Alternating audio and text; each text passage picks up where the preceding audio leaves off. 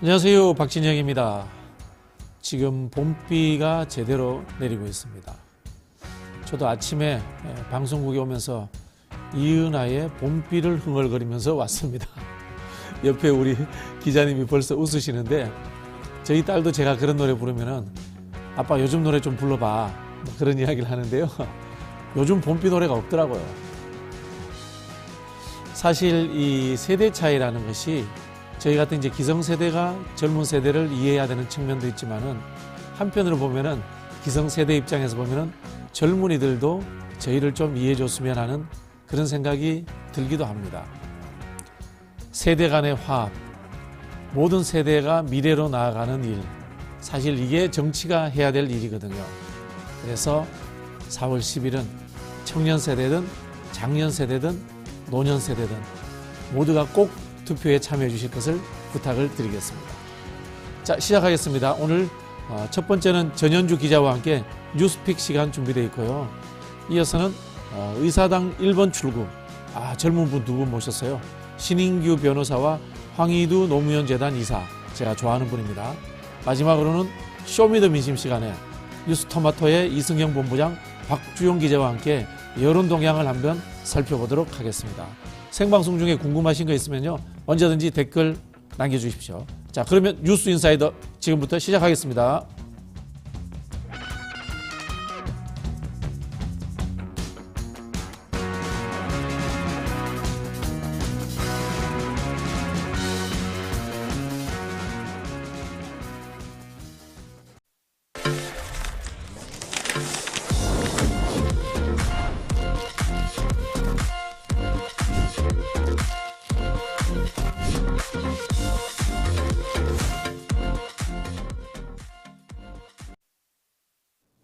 아침마다 뉴스가 쏟아지죠. 그중에서도 꼭 알아야 될 것들만 저희가 전해드리겠습니다. 전현주 기자님, 안녕하세요. 안녕하세요. 네, 오늘 저희가 살펴볼게요. 이 조국혁신당 이야기를 좀 해보려고 합니다. 조국혁신당이 한동훈 특검법을 하겠다고 해서 이슈가 됐는데요. 이번에는 민간인 사찰, 검찰의 민간인 사찰입니다. 그래서 국정조사를 하겠다라고 해서 또 이슈가 되고 있어요. 이게 어떤 내용인가요? 네, 맞습니다. 조국 대표는 한동훈 특검법을 1호 공약으로 발표한 데 이어서 대통령의 관건선거 의혹과 검찰의 민간인 불법 사찰 의혹 등에 대해서 국정조사를 추진하겠다고 밝혔습니다. 조국 대표의 말에 따르면 검찰이 2016년부터 압수수색으로 얻은 정보를 내부 서버인 D넷에 보관해 왔다는 건데요. 법원은 압수수색 영장에 사건과 관련 없는 정보는 삭제 및 폐기하라고 명시합니다. 검찰 또한 압수수색 종료 후 당사자에게 사건과 관련 있는 정보만 추려서 압수하고 압수 작업용 컴퓨터에 옮겼던 정보는 삭제 폐기했다는 확인서도 교부하고 있는데요. 수사기관이 영장 범위를 넘어서 사건과 무관한 정보를 수집, 보관, 활용하는 행위는 명백한 불법 행위이기 때문입니다. 이를 근거로 조국 대표는 민간인 사찰이라고 규정하고 있습니다. 의혹의 당사자로 지목된 국민의힘 한동훈 비상대책위원장은 저는 정치를 그렇게 범죄자가 사법 시스템에 사적 보복하는 수단으로 쓰는 것에 대해서는 황당하다고 생각한다라고 하면서 조국 대표에 대해서는 거의 징역형이 확정되기 직전인 분이라고 비판했습니다. 조국 대표의 디지털 캐비닛 의혹에 대한 발언 직접 들어보시죠. 검찰의 조직적인 범죄 행위가 드러났습니다. 수사 과정에서 범위를 벗어난 압수수색으로 얻은 민감한 개인정보를 폐기해야 되는 사생활 정보를 보관하고 활용하고 있다고 합니다. 명백한 불법입니다. 검찰의 민간인 불법 사찰 도구인 D넷의 민낯이 드러난 것입니다. 네, 조국 대표가 말씀하신 내용이 이 인터넷 언론 뉴스버스를 통해서도 보도가 됐는데요. 그 보도 내용도 좀 전해주시죠. 네, 지난 21일 인터넷 언론사 뉴스버스는 검찰이 수사 과정에서 압수수색 영장 범위 밖에 전자정보를 불법 수집했다고 밝혔습니다. 이진동 뉴스버스 대표는 대검찰청 중앙수사부 부산저축은행 부실수사 의혹을 보도해서 윤석열 대통령의 명예를 훼손한 혐의로 지난해 12월 압수수색을 당했는데요. 그 과정에서 이런 정황을 목격했다는 겁니다. 뉴스버스 보도에 따르면 검찰은 이진동 대표의 동의 없이 이 대표의 휴대전화 전체를 복사한 이미지 파일을 디넷에 올렸다가 이 대표 측의 항의를 받고 삭제했고, 이와 관련해서 검찰은 대검찰청 예규인 디지털 증거의 수집 분석 및 관리 규정에 따른 것으로 적법한 수사 관행이라고 반박한 것으로 알려졌습니다. 조국 대표는 민간인 불법 사찰 행위는 윤석열 검찰총장 시절 대검찰청 예규를 만들어서 공공연하게 또 조직적으로 이뤄졌다는 의혹도 제기했는데요. 검찰은 2012년부터 대검 서버에 스마트폰 복제 정보를 저장하기 시작했는데 2021년 1월 이전까지는 압수 대상이 아닌 정보는 폐기한다는 규정이 있었습니다. 하지만 윤석열 검찰총장 시절인 2021년 1월 압수 대상이 아닌 정보도 대검 서버에 등록할 수 있다는 예규가 신설된 건데요. 이에 조 대표는 22대 국회에서 야당과 함께 검찰의 불법 민간인 사찰 의혹 진상규명을 위한 국정조사를 추진하겠다고 강조했습니다. 근데 이거 엄청난 일이네요. 생각을 해보니까. 예를 들자면 이제 조국 장관의 입시 비리 관련해서 핸드폰이라든가 컴퓨터 본체를 가지고 갔다. 근데 거기에서 입시 비리와 관련되지 않은 모든 자료들도 검찰의 캐비넷 이른바 어떻게 보면 디지털 캐비넷이겠죠. 거기에 보관하고 있다. 뭐 이런 뜻 아니겠습니까? 이게 저희는 이제 뭐 개인정보다 사생활 침해다 이렇게 이야기를 하지만요. 이거 사실 인권의 문제고 헌법에 보장된 시민권의 문제입니다. 그런데 이 헌법에 보장된 시민권을 대검찰청에서 예규, 내부 규약이죠. 내부 규약을 만들어서 침범했다? 그럼 예규를 만든 행위 자체가 헌법 침해, 법률 위반의 소지가 있는 겁니다. 그렇죠? 네, 맞습니다. 네. 실제로 그 이진동 뉴스버스 대표가 여기 왔을 때도 이 사건과 관련되지 않은 내용까지 전부 다 복제해 갔다고 이렇게 말씀하시기도 하더라고요.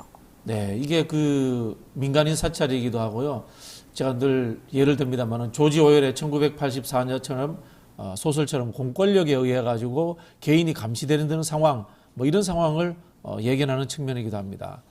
여기에 대해서 이제 조국 혁신당뿐만이 아니라 야권 전체가 검찰에 대해서 공세를 지금 펼치고 있습니다. 어떤 상황인가요? 네, 조국 혁신당은 윤 대통령을 비롯해서 전 현직 검찰총장과 특수부 검사들을 직권남용과 개인정보보호법 위반 혐의로 공수처에 고발했습니다. 또 민주당이 주도하고 있는 더불어민주연합도 어제 공수처에 고발장을 제출했는데요. 용해인 선대위원장은 민주당, 새진보연합, 진보당, 야3당을 주축으로 윤석열 정치검찰 민간인 불법 사찰 의혹 국정조사를 적극 추진하겠다며 필요하다면 특검도 적극적으로 검토할 것이라고 덧붙였습니다. 일각에서는 정권 심판론에 이어서 검찰을 거세게 몰아세움으로써 검찰 독재 프레임을 강화해 나가는 또 다른 선거 전략의 하나로 풀이되고 있습니다. 만약에 이게 범죄로 인정이 된다면요. 예규에 의해서 검찰들이 개인의 정보를 디스킹했기 때문에 예규를 만든 사람이 주범으로 되는 겁니다.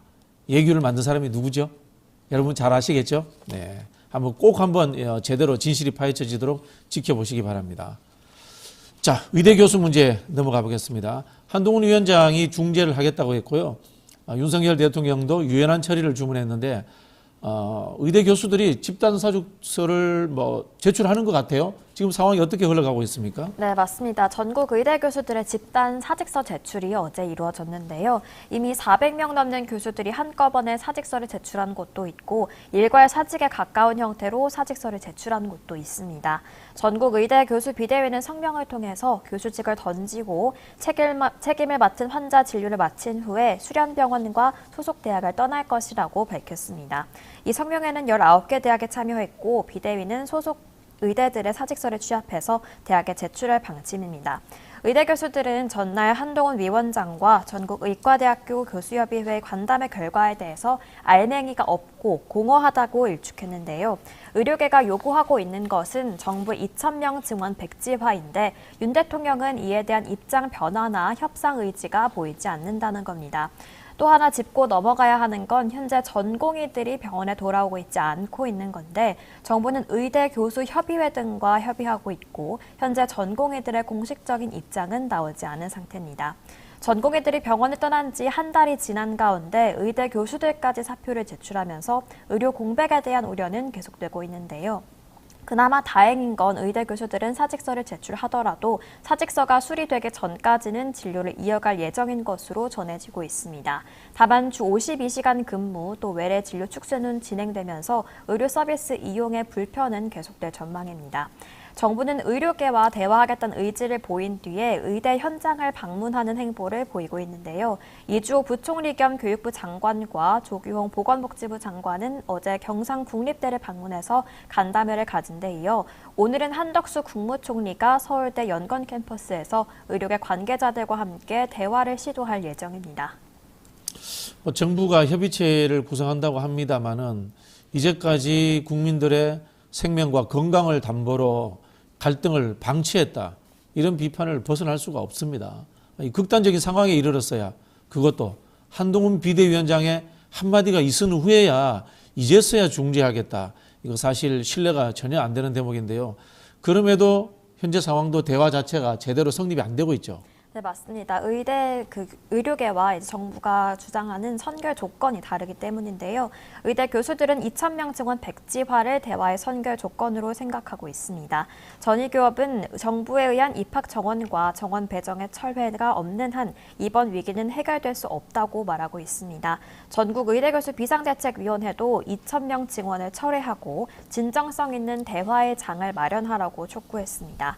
다만 대통령실에서는 계속해서 2,000명 증원은 양보할 수 없다는 입장인데요.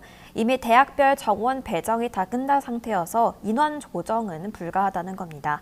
조규홍 보건복지부 장관도 빠른 시간 내에 정부와 의료계가 마주 앉아서 논의하는 자리를 마련하겠다면서도 27년 만에 이뤄진 의대 정원 확대를 기반으로 의료개혁 과제를 반드시 완수하겠다면서 의대 정원 증원은 양보하지 않겠다는 입장입니다.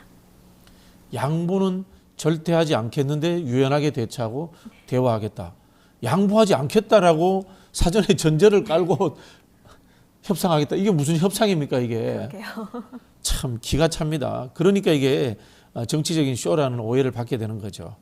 자, 전현주 기자님 감사합니다. 네, 고맙습니다. 네. 자, 생방송 중에 댓글 참여 계속 부탁드리고요.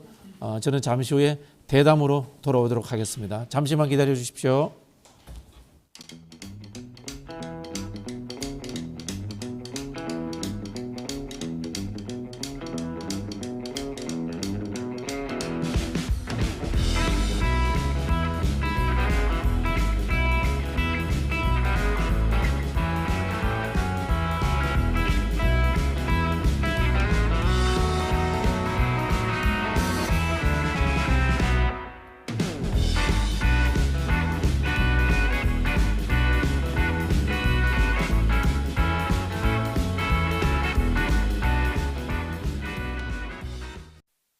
매일 10시 1시간만 투자하면 내 계좌도 10배거. 계정하자마자 급등? 따라잡아도 되나? 1분 대기죠. 점상이 답변해줍니다. 바쁜데 특징 중? 언제 공부해? 1시간만 투자하세요. 점상이 정리해줍니다. 단기로 치고 빠질 종목 없나? 매일 오전 10시 점상이 골라줍니다. 매일 오전 10시엔 점상을 잡아라. 유튜브에서 점상 시크릿을 검색하세요. 네, 제가 좋아하는 두 분 나오셨는데요. 신은규 변호사하고 황희도 노무현재단 이사 나오셨습니다. 안녕하세요. 네, 안녕하세요. 네, 청년 정치인들과 함께 우리 청년 문제, 그리고 여의도 전반에 대해서 한번 이야기 나눠보려고 합니다. 제가 그 오프닝 멘트에서 이야기했는 이은하의 봄비 모르시죠? 저는 봄날. 봄날. BTS의 봄날. 네. 서로 우리 같이 한번 알아보도록 하겠습니다. 그래도 또 통하는 게 많이 있기 때문에 네. 이은하의 봄비 좋아요. 네. 들어보겠습니다. 네, 좋을 것 봄비 같습니다. 속에 떠난 사람 봄비 맞으며 돌아왔네. 좋은 노래인데. 자, 진행자가 바뀌어가지고 여러분들 참 놀라셨을 것 같은데요. 자, 지난 그 2주 동안 여러분들이 가장 이슈로 생각하는 내용이 뭐가 있을까요? 네. 저는 뭐 가장 충격적인 것은 그 이종섭 피의자에 대해서 그 호주 대사로 임명을 했다가 또 귀국하는 장면까지 지금 온 거 아니겠습니까? 저는 참 이것이 최승훈 상병의 안타까운 죽음과 그 희생 이후에 그 억울함을 밝혀도 시원찮을 판에 오히려 그 핵심 피의자를 해외로 내보냈다가 다시 국내로 또 들여오는 이 모든 과정들이 정말 좀 경악스럽다라는 좀 생각을 좀 했습니다. 네, 우리 황희두 이사님은 저도 앞에 그 도주대사 문제뿐만 아니라 제가 원래 그 국내 그 보수 계열 정당에 있다가 뭐 사실 뭐 그게 제대로 된 보수 아니라고도 하지만 있다가 넘어오게 된 계기가 그 지난 이명박 정부 때 그 국정원 만행 때문이었는데 네. 최근에 보니까 앞서 그 간략하게 또 말씀 주셨던 민간인 사찰 문제, 전 그게 개인적으로 굉장히 충격적이더라고요. 사실 개인적으로 최근에 조만간 27일 이제 영화 댓글 부대도 개봉한다고 하는데 그런 댓글 공작 문제에 또 우려할 수밖에 없는 상황이라 그 소식이 저한테는 제일 충격적이었습니다. 네, 두 분 말씀 들어보니까요. 사실 총선 때 미래지향적인 정책 이슈라든가 뭐 새로운 비전 이런 게 나와야 되는데 전부 다 이 정권의 실정 이런 것들을 가지고 우리가 이제 선거를 치르는 상황이 됐어요. 뼈아픈 칼럼이 하나 있습니다. 관련해 가지고 한번 보시겠습니다. 네. 내용이 뭔가 하면요. 이 총선이 결국은 상대방의 잘못에 기대는 정치, 반사이익을 노리는 정치다라는 이야기가 있는 것 같습니다. 자, 승산을 그래도 따져봐야 됩니다. 두 분이 보시기에 현재 상황이 어느 쪽에 유리하게 흘러가는 것 같아요? 우리 신인규 변호사님. 근데 아무래도 지금 총선이 지금 22대 총선인데 지금 대한민국의 사실은 운명을 좀 가를 수밖에 없는 매우 중요한 선거거든요. 근데 참 지금 적대적 공생관계가 거의 저는 이제 극단의 지점에 와 있다. 그래서 저는 이번 총선을 보면서 이번까지는 뭐 이 지금 양쪽의 양 진영의 이런 극단적 대립 그리고 극단적 대립을 넘어서서 약간의 좀 광기의 시대를 보는 거 아니냐라는 생각이 들 정도로 이미 뭐 중도 합리 균형적인 사고를 하시는 분들은 그냥 정치 쪽을 쳐다도 보기 싫은 이 정도까지 이제 와 있거든요.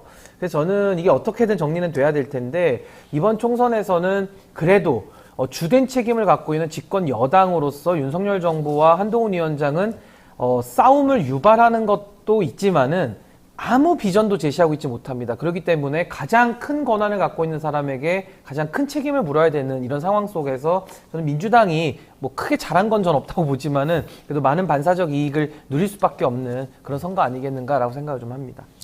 제가 이래서 신인규 변호사를 좋아하는 것 같아요. 우리가 보통 이제 평론가들이 양비론 이야기하면은 둘 다 잘못됐다고 끝내버리거든.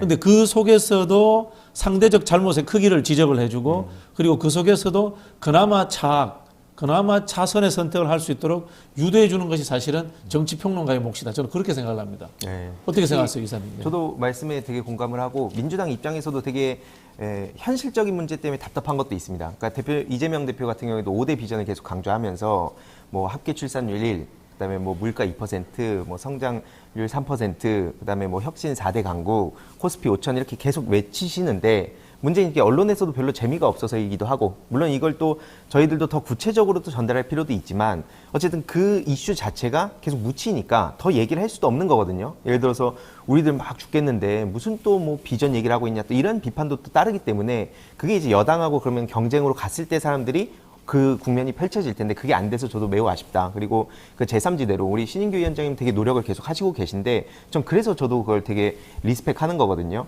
근데 지금 제3지대를 하겠다고 나왔던 사람들의 모습도 너무 형편이 없었기 때문에 그 또한 그 아까 이 양당으로 또 갈 수밖에 없는 구조를 만든 게 아닌가 싶습니다. 네. 자, 이제 본격적으로 이야기를 해보려고 하는데요. 의료 대란 문제를 다뤄봐야 됩니다.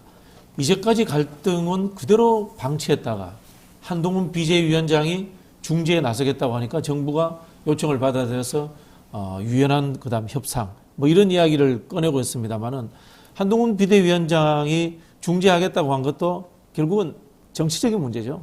그러니까 이미 의대 정원을 2,000명을 늘리겠다라는 그 발상 자체가 그 너무나도 비현실적이고 또 총선을 앞두고서 의사들을 악마화하면서 또 그들을 기득권으로 몰아붙이는 그런 이제 여론을 좀 기대했던 것 같거든요. 그렇기 때문에 의대 정원을 늘리는데 결정 권한이 없는 보건복지부 장관이 그걸 결정을 선언을 하고 또 교육부 장관도 이 사전에 의대에 가가지고 실사를 다 해야 되는데 그 지금 병원에서 그 대학병원에 가서 실사도 지금 안 했다라는 이런 여러 가지 정황들이 나오고 있어서 사실 저 2,000명이라는 숫자는 거의 그냥 느낌에 의한 것이다 라는 것이 지금 중론이거든요.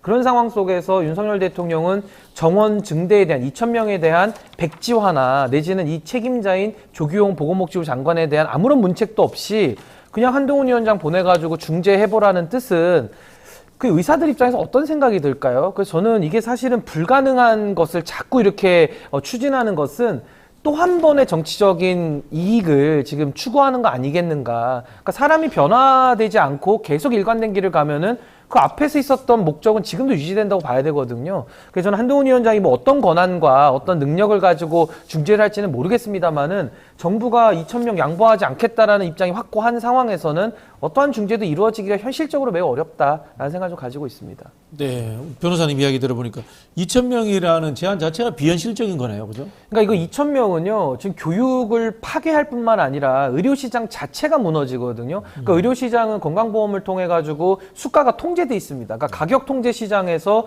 공급 주체를 2,000명씩 늘려버리면요, 이게 65% 증원이 되는 거거든요. 그러니까 의료시장을 무너뜨리겠다라는 거죠. 그래서 지금 환자들도 의사들의 그 뒤늦게 시작된 집단 사직으로 인해서 지금 피해를 보고 계시는데 이건 시작에 불과하다. 앞으로 더 큰 파국으로 갈 수밖에 없기 때문에 윤석열 대통령이 이건 너무 잘못된 정책을 추진했다라는 평가를 피하기 어려울 것 같습니다. 의사들이 받을 수 없는 2,000명을 제한했다. 그래서 의사들이 사직서 내고 파업하도록 유도했다. 뭐 파업 유도설 이런 느낌까지 이제 드네요. 사실. 조폐공사 파업 유도 사건이랑 매우 유사한데 네. 그거를 했던 분이 이제 한동훈 위원장의 장인 어른이시죠. 예. 뭐, 과거에 그런 일이 있었어요. 네, 맞습니다. 네, 알겠습니다. 있는 사실이니까. 과거사를 잘 아시네. 네. 네.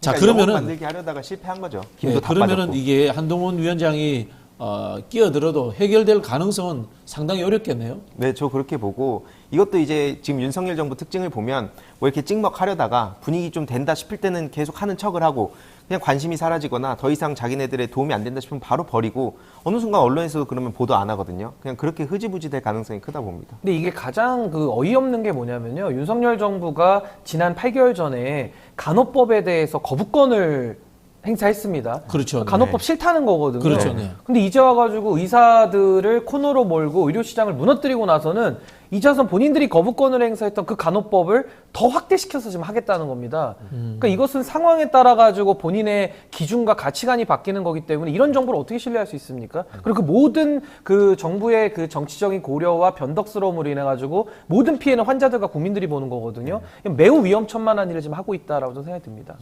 그러면 실제로 의료 전반에 대한 중장기적인 계획이 있었던 것이 아니고 단기적으로 국정 장악력 또는 선거의 도움 이런 것들이 판단 기준이 되었다라고 의심할 수밖에 없네요. 그럴 수밖에 없는 게 지금 예를 들어서 아리백 문제 같은 경우에도 이게 정치적 사안이 아니지 않습니까? 그렇죠. 네. 지금 근데 이게 미래 먹거리 이게 수출로 먹고 사는 나라의 미래를 좌우하는 문제를 지금 대통령 아리백 몰라도 된다. 거의 여당 대표는 또 거기에 보조 맞춘다고 그냥 말도 안 되는 소리를 하고 있습니다. 근데 그거를 또 문제의식 없이 국민의힘 사람들도 그냥 이 침묵하고 있는 거예요. 그런 사람들이 무슨 뭐 국가의 미래를 비전을 놓고 하겠습니까? 지금 당장 총선 코앞에 두고 그냥 자기네들 표 계산하고 그렇게 움직인다고밖에 볼 수 없는 거죠.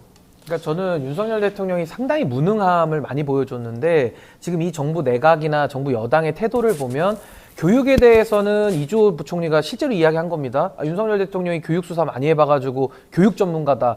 교육부 장관이 그런 소리를 하고 있어요. 근데 지금 의료도 마찬가지입니다. 조규용 장관이 복지부 장관인데 기재부 출신 관료로 한평생을 살아왔거든요. 솔직히 보건복지에 모르지 않습니까? 근데 이런 분이 아마 지금도 윤석열 대통령의 입만 바라보고 있을 겁니다. 대통령이 어떤 정원을 발표해 주시는지를 보건복지에 대한 전문성이 전혀 없는 관료 출신의 기재부 관료 출신의 장관이 지금 추진하고 있거든요. 그러니까 국민들이 불안한 겁니다. 근데 거기에 대해서 한동훈 위원장이 중재를 한다는 것이 너무나도 이제 비현실적이거니와 지금 뭐 인요한 위원장 이런 분들 투입해가지고 해보려고 그러거든요. 근데 인요한 위원장이 국민의힘 와가지고 혁신위원회도 실패한 분인데 이분이 의료계에서 무슨 신망이 있습니까? 저는 뭐 매우 지금 좀 아마추어리즘도 이런 아마추어리즘은 없다라는 생각이 좀 들 정도로 심각합니다. 지금 제가 볼 때는. 그러면 이 검찰 출신 대통령이 이익단체라든가 직능단체를 보는 시선 자체가 뭐 과거 의사들의 뭐 리베이트 사건도 있었습니다만은 잠재적 범죄 집단처럼 이렇게 보는 뭐 그런 시각이 존재할 수도 있겠네요. 뭐 당연히 그건 기본적으로 깔려 있고요. 전 윤석열 대통령이 가장 큰 착각이 과거에 그 MB 대통령하고 매우 유사한데 많은 경험을 해봤다는 겁니다. 간접적으로. 내가 수사해봤기 때문에. 그러니까 그때도 뻥튀기 장사 앞에 가가지고도 뻥튀기 해봐서 한다. 뭐 배 만든 데 가서 배 만들어봐서 한다. 모든 걸 본인이 다 안다라는 그 착각 속에서 그러면 다른 참모가 뭐 필요 있습니까? 그러니까 다 이제 모든 세상사가 다 밑으로 보이는 거죠. 그러니까 그렇게 오만하고 독선적인 대통령 앞에서는 아마 전문가들이 용기 있고 소신 있는 분 아니라면은 크게 용기 내기가 매우 어려울 겁니다. 그러니까 저도 말씀에 공감하는 게 애초에 윤석열 정부 초창기부터 MB계 인사들이 다 들어갈 때 전 매우 우려했습니다. 왜냐하면 MB계에 속아가지고 전 지금 이제 민주진영으로 와서 싸워야겠다고 각오를 한 사람으로서 특히 그 댓글 공작 주범들 다 풀려나고, 그러니까 저들이 지금 남은 수가 얼마 없거든요. 실력으로 뚫고 가고 국민들 설득하고 이렇게 해결하는 방안은 애초에 포기했기 때문에 할 수 있는 거라면 계속 민주당 프레임 씌우기, 이재명 대표 악마화하고 만나지도 않기 뭐 이런 식으로 하는 거기 때문에 그런 점에 대해서는 저도 말씀하신 거에 전적으로 공감합니다. 사실 이게 보수라는 게 경제를 잘해야 돼요. 경제 성장, 한국의 보수라는 것이. 그리고 이제 관료들이 주축이 되기 때문에 또 행정을 잘해야 된다. 안정, 이런 느낌을 줘야 되는데 사실 윤석열 정부는 이 두 가지 키워드를 다 충족을 못 시켜주고 있어요. 보수예요? 윤석열 정부가?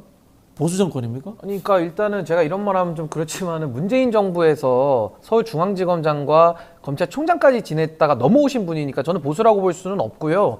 이분들이 참 어이가 없는 게 문재인 정부를 종북 세력이라고 규정을 합니다. 그걸 비판을 하거든요. 지금 시점에서. 본인도 참여했는데? 근데 생각해보면 그분들이 종북 정권에서 사실상 많은 역할을 하셨던 분들이에요. 그러니까 이걸 어떻게 논리적으로 해서, 그러니까 이거는 보수 진보의 문제를 떠나서 일단은 기본적인 논리력. 그러니까 기승전결이 꼬여있기 때문에 저는 뭐 이걸 해석하기가 매우 어려운 상황에 지금 놓여 있습니다. 우리 황희도 이사님 어떻게 보세요? 보수 정권이에요? 뭐 무슨 정권이에요? 이 무슨 말이 안 되고, 그냥 사실 저기서 얘기하는 또 자유에 대한 것도 저는 저도 자유주의자로서 말도 안 된다. 그러니까 문재인 정부를 욕할 때도 자꾸 시장에 개입을 한다. 그래서 또 이게 무슨 좌파다 뭐다 맨날 그 하는 얘기들이 있잖아요. 그래놓고 본인들도 지금 다급해지니까 갑자기 여기저기 막 개입해요. 아무데나 다. 그러니까 그래놓고 자기네들이 뭐 시장 경제를 존중한다, 뭐 또 그래놓고 뭐 자유민주주의 얘기하고 이런 거 보면 그 자유민주주의의 가치가 뭐고 또 시장 경제 그 본인들이 여태까지 주장했던 논리가 뭔지도 모르는 것 같아요. 그러니까 책 한 권 읽은 사람이 제일 무식하다고 조심해야 된다고 하잖아요. 지금 그 밀턴 프리드먼 그 책 한 권 읽고 와가지고 지금 뭐 여기저기 쑤셔대고 다니는데 뭐 하는 사람인지 잘 모르겠습니다. 근데 제가 이 말씀은 꼭 드리고 싶은 게 보수라는 게 지키는 사람이거든요. 그럼 뭘 지킬 거냐를 물어봐야 되는데 저는 보수주의자로서 저는 헌법 가치를 가장 우선적으로 지켜야 된다고 믿거든요. 그러니까 헌법 가치를 수호하는 것이 대통령의 책무지만은 보수주의자들의 책임이기도 합니다. 근데 윤석열 대통령은요 지금 집권해가지고 수사거임이라고 하는 헌법을 전 유린하고 있어요. 수가 수사권, 사가 사면권, 거가 거부권, 그리고 이미 공무원 임명권이거든요. 이 모든 헌법이 부여한 책임, 그리고 헌법의 가치 질서들을 완전히 지금 유린과 파탄 지경까지 가고 있기 때문에 저는 윤석열 대통령이 이번 이제 총선 지나면 아마 이제 그동안의 실정들이 더 밝혀질 거거든요. 저는 그렇게 된다 그러면 아마 대통령직을 유지하기가 매우 어려워질 것이다 라는 생각이 들 정도로 좀 매우 심각한 상황까지 와 있다라고 저는 생각을 합니다. 그러니까 보수가 아닌 거죠. 제가 그렇죠. 보수가 그러니까 가만히 우리 거 옛날 거 지키자, 그냥 갖고만 있자가 아니잖아요. 점진적인 개혁을 하자. 그 속도에 있어서 좀 차이가 있는 거지. 옛날 거 그냥 다 그냥 꽁꽁 갖고 있고 자기네들끼리 무슨 지금처럼 가족 방탄하고 이런 게 아닌데 그냥 가족 방탄만 하고 있으니까 기가 잘 노릇이죠. 네, 우리 신인규 변호사께서 직을 유지할 수 있을지 의문스럽다 이야기를 했는데요. 지금 이 황상무 수석 사태 문제, 이종섭 대사 문제, 뭐 당정 갈등이 수습이 되는 것처럼 보입니다만은 실제로 이제 여론의 흐름은 굉장히 안 좋습니다. 대통령의 뭐 멘토라고 하는 심평 변호사까지 그런 이야기를 했어요. 이 총선 결과에 따라서 윤석열 대통령이 탈당할 수도 있다. 이런 이야기를 하고 있습니다. 이 탈당이라는 함의가 지닌 것이 어떤 정치적 격변을 상상하는 걸까요?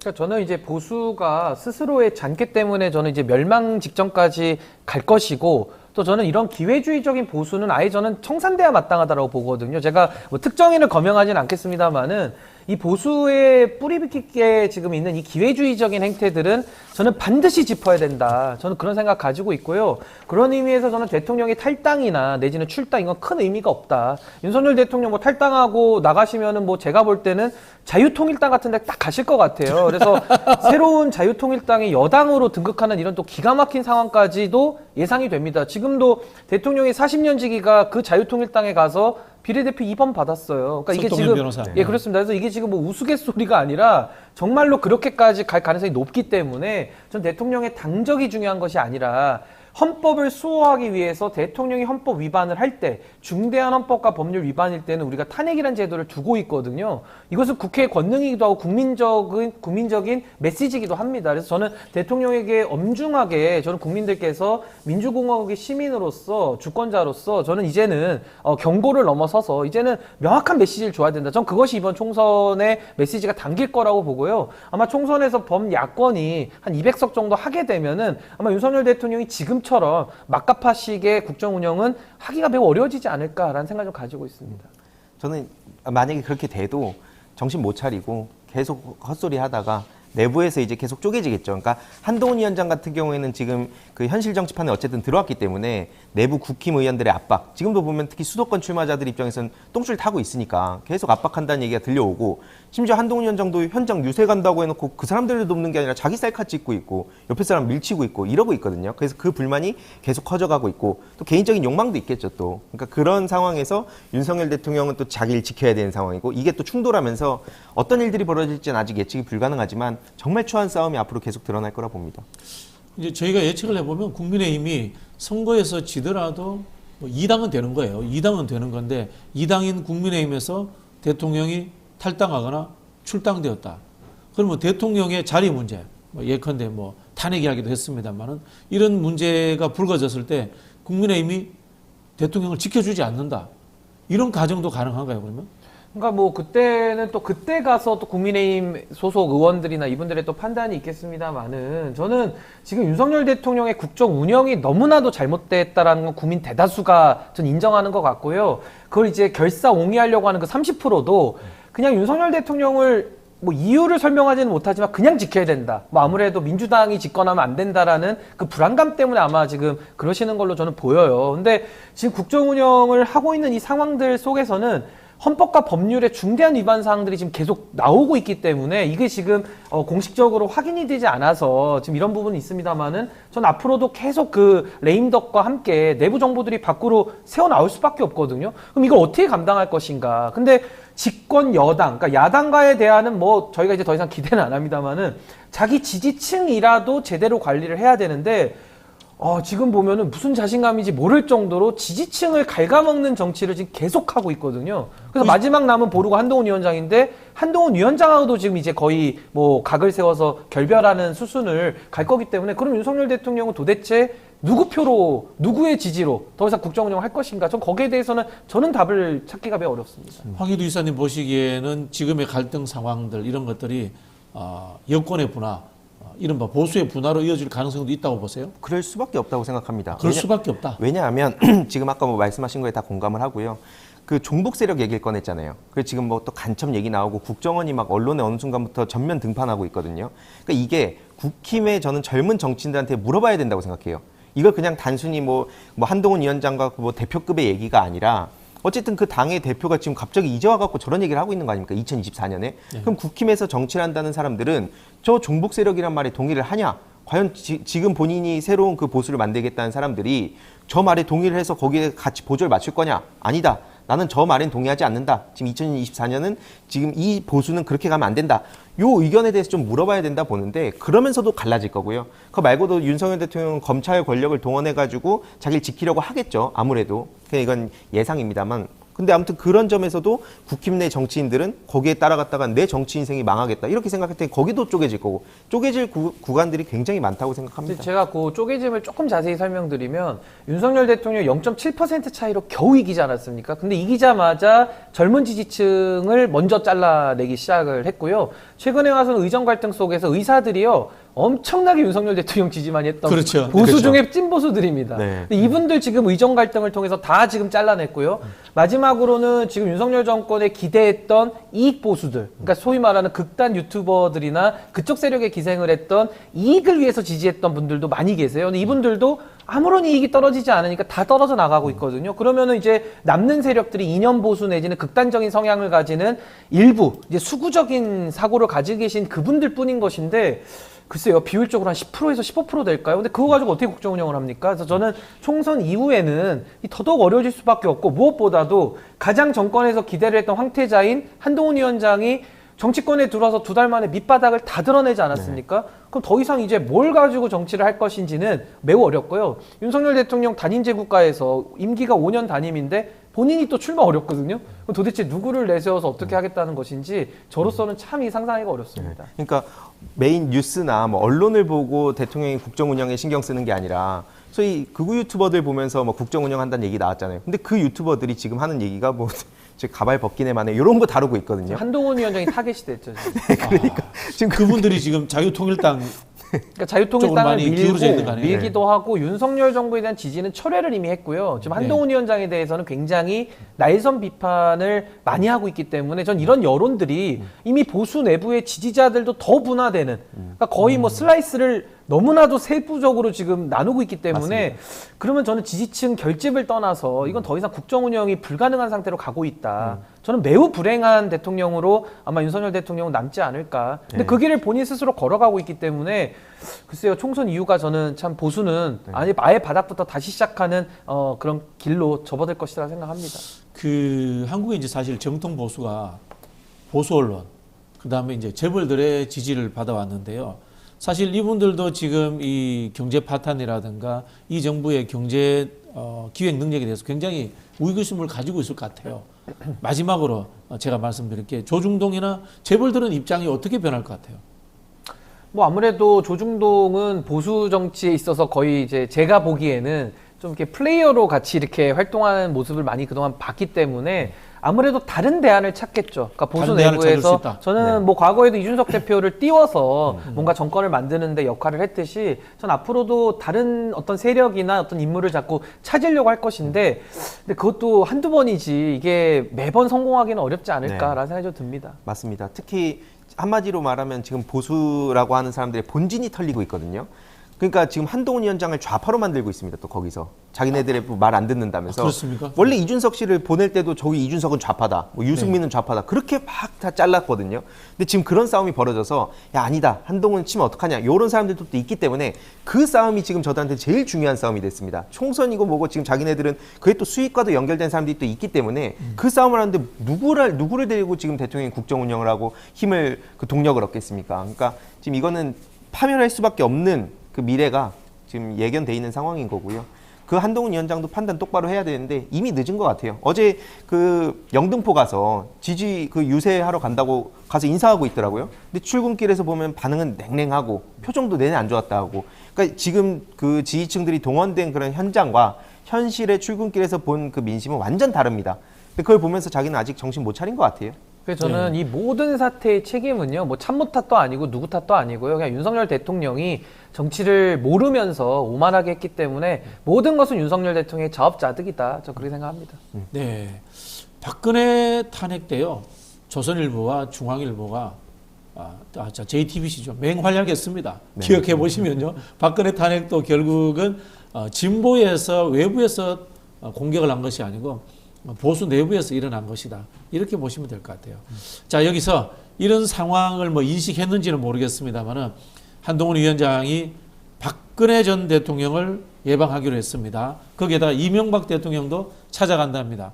이거 뭐 보수 결집 유도하려고 하는 건가요? 그렇게 하려고 하는 것 같은데 왜냐면 이번에 또 도태호 씨 논란도 있었고 뭐 지금 장예찬 씨 또 논란도 있었고 그걸로 내부에서도 불만이 나오고 하니까 급한 불을 끄려고 간다는 건데 그게 저는 도움이 전혀 안 된다고 생각을 하고 있습니다. 네, 한동훈 위원장도 사실은 박근혜 특검 때 수사 검사로 참여했던 분 아닌가요? 저는 한동훈 위원장 참 이런 행태를 제가 지켜보고 있으면은 정말 나쁜 사람이라는 생각이 듭니다. 그러니까 저건 이용하는 거거든요. 그러니까 박근혜 대통령이나 이명박 대통령한테 거의 종신형에 가까운 처벌을 했죠. 근데 그건 전 정당한 수사였다고 보고 마치 박정훈 대령이 법에 따라 원칙대로 일을 했듯이 저분들도 당시에는 공직자로서 어쩔 수 없었다. 물론 과도한 수사에 대한 비판은 저는 받아야겠지만은 일을 처리한 것인데 그 수사 피의자를 이제는 피고인이 됐고 징역형이 확정되니까 윤석열 대통령이 사면 복권해주지 않았습니까? 그렇다고 죄가 없는 건 아니거든요. 근데 가가지고 또 정치적으로 이용하는 걸 보면은 너무 참 비정하다. 그러니까 사람 자체가 너무 참 나쁜 걸 넘어서서 참 할 수 없는, 그러니까 인간의 도리를 넘어서는 일을 저렇게 지금 벌리고 있기 때문에 저게 이용당하는 사람 입장에서도 그거 알거든요. 그러니까 이용 당해질까요? 그러니까 저는 보수층 결집을 위해서 하는 건 뻔히 보이는 수인데 저는 지지자들도 저 만남을 그렇게 아름답게 볼 분들은 거의 없다. 저렇게 생각합니다. 네, 정치적 행보 속에 이제 그나마 공약이 한두 개가 나왔습니다. 여당 같은 경우는 금융투자소득세 폐지, 그리고 야당은 25만 원의 민생지원금 공약이 나왔는데요. 재원 문제에 대한 지적도 있고요. 포퓰리즘이라는 지적도 있습니다. 여기에 대해서는 어떻게 평가하세요? 저는 이 금투세 관련된 부분은 이거 좀 공론화가 좀 더 필요하다고 저는 봅니다. 그러니까 유예를 할 것이냐 내지는 뭐 폐지할 것이냐 뭐 이런 부분들 논란이 있고 저는 이제 소액주주들의 뭐 피해나 이런 우려되는 부분이 있다면 이 부분은 저는 보호할 필요가 있다고 보는데 이게 또 자본세를 걷지 말자식으로 가버리면은 저는 그 건강한 자본주의 못한다고 보거든요. 제가 보수지만 그래도 자본세에 거둘 부분들은 좀 걷어서 저는 할 일은 해야 된다는 입장이고요.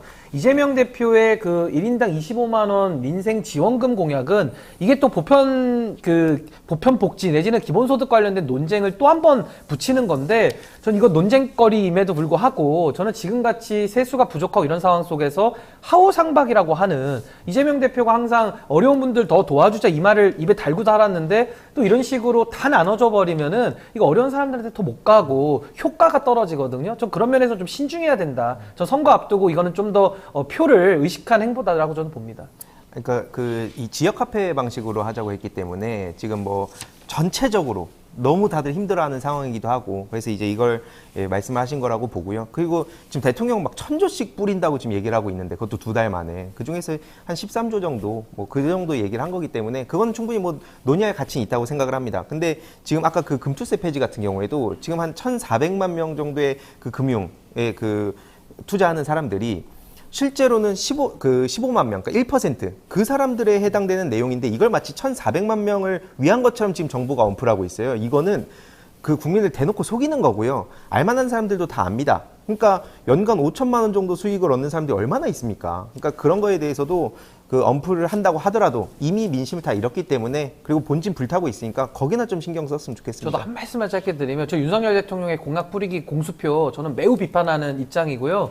그런 차제에서 이 1인당 25만 원 공약을 예를 들어 국민의힘에서 이걸 받아가지고 1인당 50만 원 낼까 봐 저는 걱정되는 사람이거든요. 그러니까 이런 식으로 허경 형식 공약으로 계속 가다 보면은 저도 만약에 민심동에 만들면서 1인당 200만 원을 그냥 공약해버릴 수도 있습니다. 근데 그런 식으로 정치가 가면 저는 굉장히 우리 공동체가 위험해질 거기 때문에 저는 이런 식의 공약은 좀 신중하게 그리고 어려우신 분들을 조금 더 우리가 찾아서 더 도와드리려는 노력을 해야 된다. 저 그렇게 생각합니다. 저는 선별 보편 논쟁은 충분히 필요하다고 생각합니다. 네.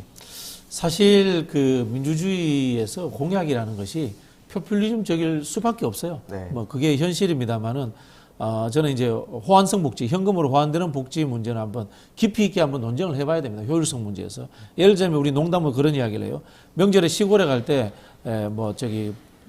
그 과일도 사가고 뭐 고기도 사가고 이렇게 하는 것보다 그냥 상품권 드리거나 현금 드리면 더 좋아하고 더 효율적인 건 사실이거든요. 그러나 이거는 이제까지 했던 관행의 문제도 존재하고 있고 선물을 팔고 사고 하는 이런 시장의 문제도 존재하고 있기 때문에 이건 사실 깊이 있게 한번 서로가 토론해 봐야 될 문제가 아닌가. 저도 사실은 개인적으로 정치권이 싸움만 하지 말고 이런 걸 논쟁을 해서 사실, 정하면 더 좋을 텐데요. 하나만 간단히 말씀드리면 평소에 그러니까 지난 2년 동안 요 얘기를 하자. 선거철 앞두고 이거 꺼내면 무슨 말을 하더라도 포퓰리즘이다 얘기 나오니까 하자고 했는데 대통령이 거부를 해가지고 지금 이제 어쩔 수 없이 지금 이렇게 얘기를 하는 거라 그런 점도 이게 보시는 분들이 같이 판단해 주셨으면 좋겠습니다. 네, 알겠습니다. 금투세 문제는 자본세 문제로 접근한다면은 이거 잘못하면 자본주의 부정하는 상황이 돼요.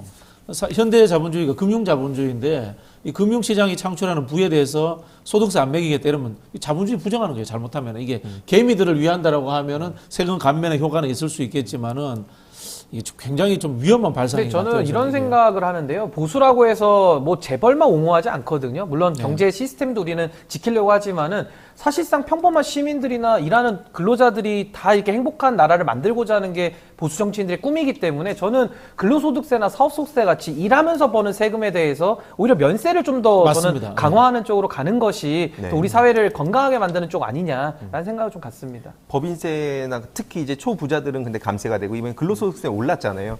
그러니까 이게 부자들은 돈 쉽게 말하면은 덜 걷게 해주고 그거 빈 곳을 결국 서민 중산층 등으로 다 걷어가고 있는 게 지금 정부라서 정말 이건 심판 받아 마땅하다 봅니다.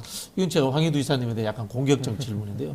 진보 정권 때 네. 근로소득세 관련 높였거든요. 네. 이거 어떻게 해야 됩니까? 그러니까 그것도 민주당 안에서도 민주당이 진보 정부라고 저는 생각하지 않거든요. 네, 보수와 네, 네. 진보가 섞여 있고 네. 조금 더 진보적인 분들이 지금 뭐 조국 혁신당이나 다른 쪽으로 네. 나가시고 그래서 그거는 이 집권을 했을 때 또 여러 가지 딜레마가 있기 때문에 네. 그거는 우리가 비판적으로 이걸 다시 복귀하면서 다음 정부 때 우리가 어떻게 할 것인가에 같이 논의도 하고 계속 당원들과도 토론을 하고 그렇게 가야 된다 생각을 합니다. 아, 두 분 토론을 너무 잘하셔. 그러니까 저는 일하는 사람, 법 잘 지키는 사람들이 당당하게 저는 목소리 내고 살 수 있는 그런 사회를 만드는 것이 우리 사회를 더 잘 유지할 수 있는 유일한 길이거든요. 전 그런 차원에서는 보수도 전 오히려 뭐 근로자 친화적인 정책을 더 내야 되는 것이고 지금 민생의 삶이 너무 어렵잖아요. 그 일상의 삶을 저는 외면할 수는 없다. 저 그 생각을 가지고 있습니다. 그 마지막으로 저도 말씀드리고 싶은 게 지금 이제 그 비례 가지고도 많은 의견들이 있어요. 그 마음 저도 충분히 이해하는데 지금 이제 이재명의 민주당도 지금 뭐 비례 그 민주연합 분들이 많이 합류를 하셔서 이제 22대 국회에서 본격적으로 개혁적인 민주당을 보여주겠다. 또 이런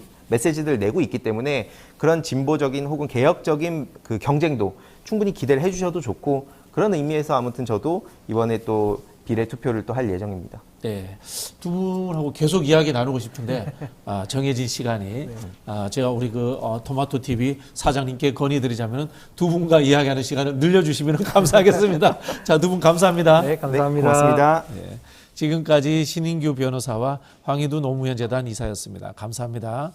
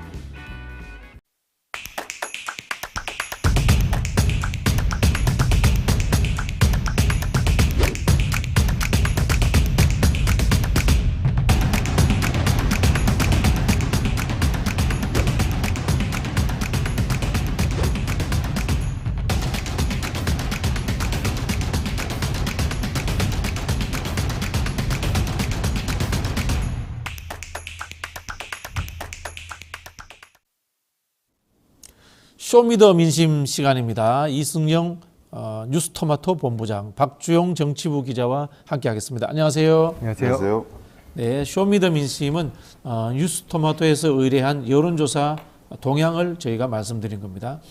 이번 조사는 지난 23일부터 24일까지 양일간 만 18세 이상 전국 성인 남녀 1,005명을 대상으로 실시했고요. 표본 오차는 95% 신뢰 수준의 플러스 마이너스 3.1% 수준입니다. 휴대전화 가상번호, 안심번호를 활용했고요. 무선 ARS 자동응답 방식으로 진행되었습니다. 응답률은 7.5%였습니다. 자, 총선이 2주 앞으로 다가왔는데요. 지금 지역구에서 어느 당 후보에게 투표할 것인가 물었을 때 결과가 어떻게 나왔습니까?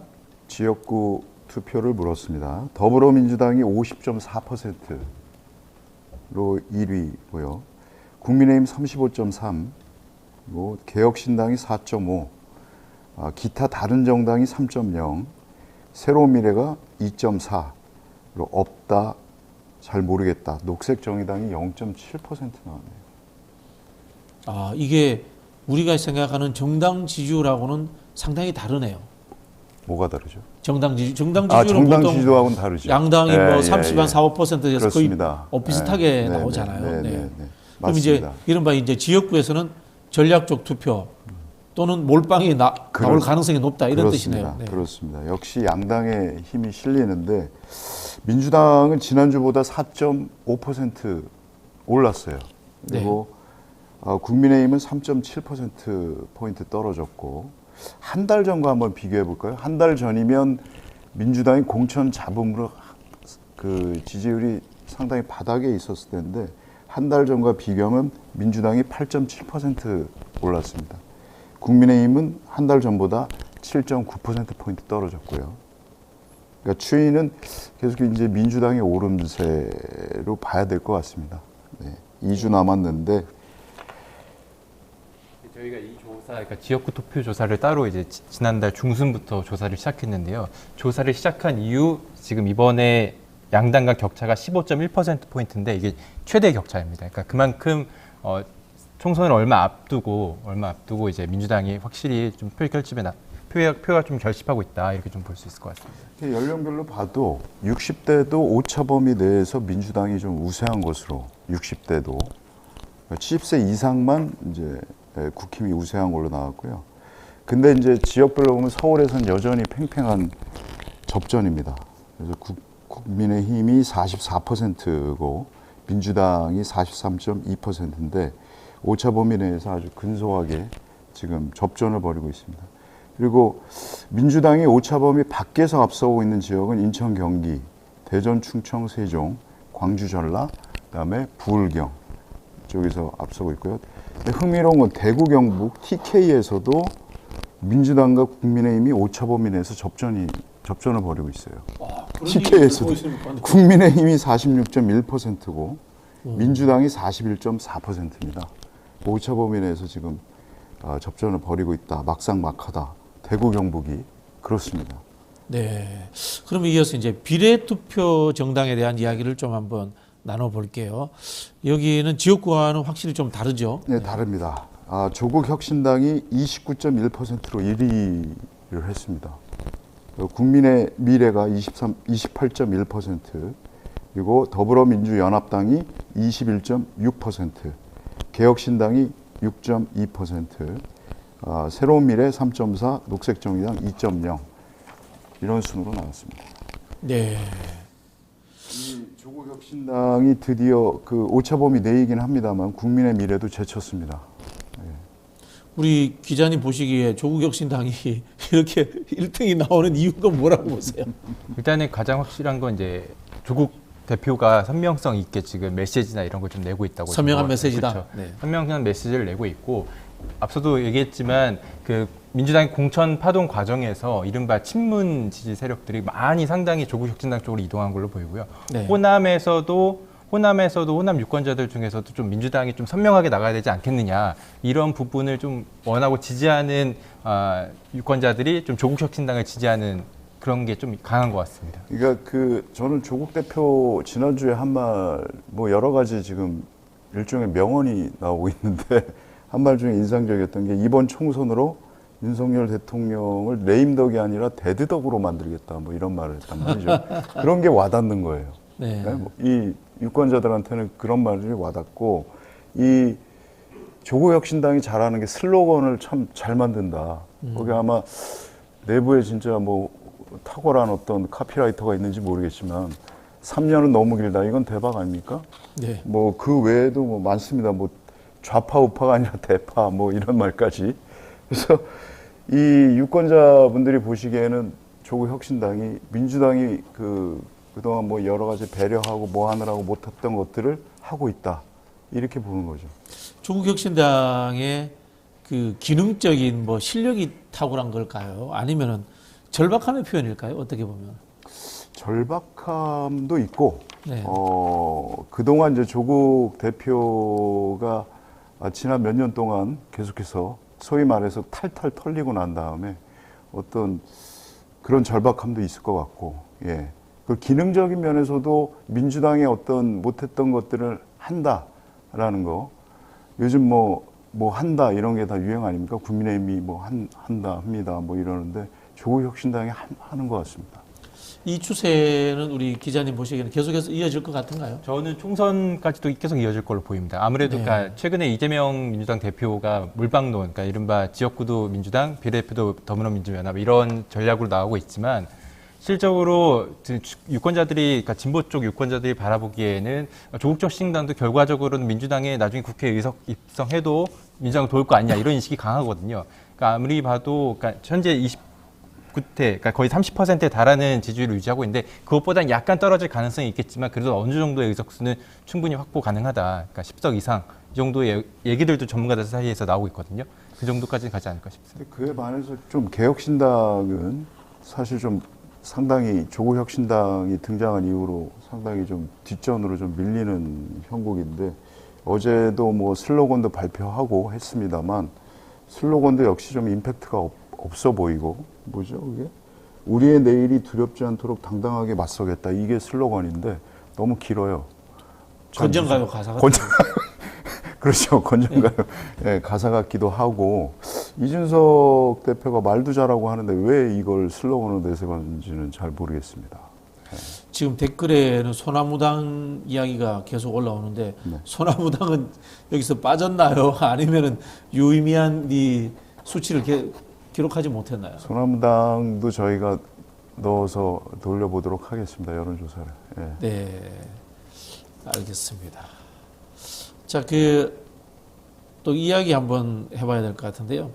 지금 이 추세가 두 번의 이제 흐름이 이어진다고 보는데 그럼에도 불구하고 양당에 이제 거대 양당에 악재로 작용할 만한 사안들이 있을 수 있습니다.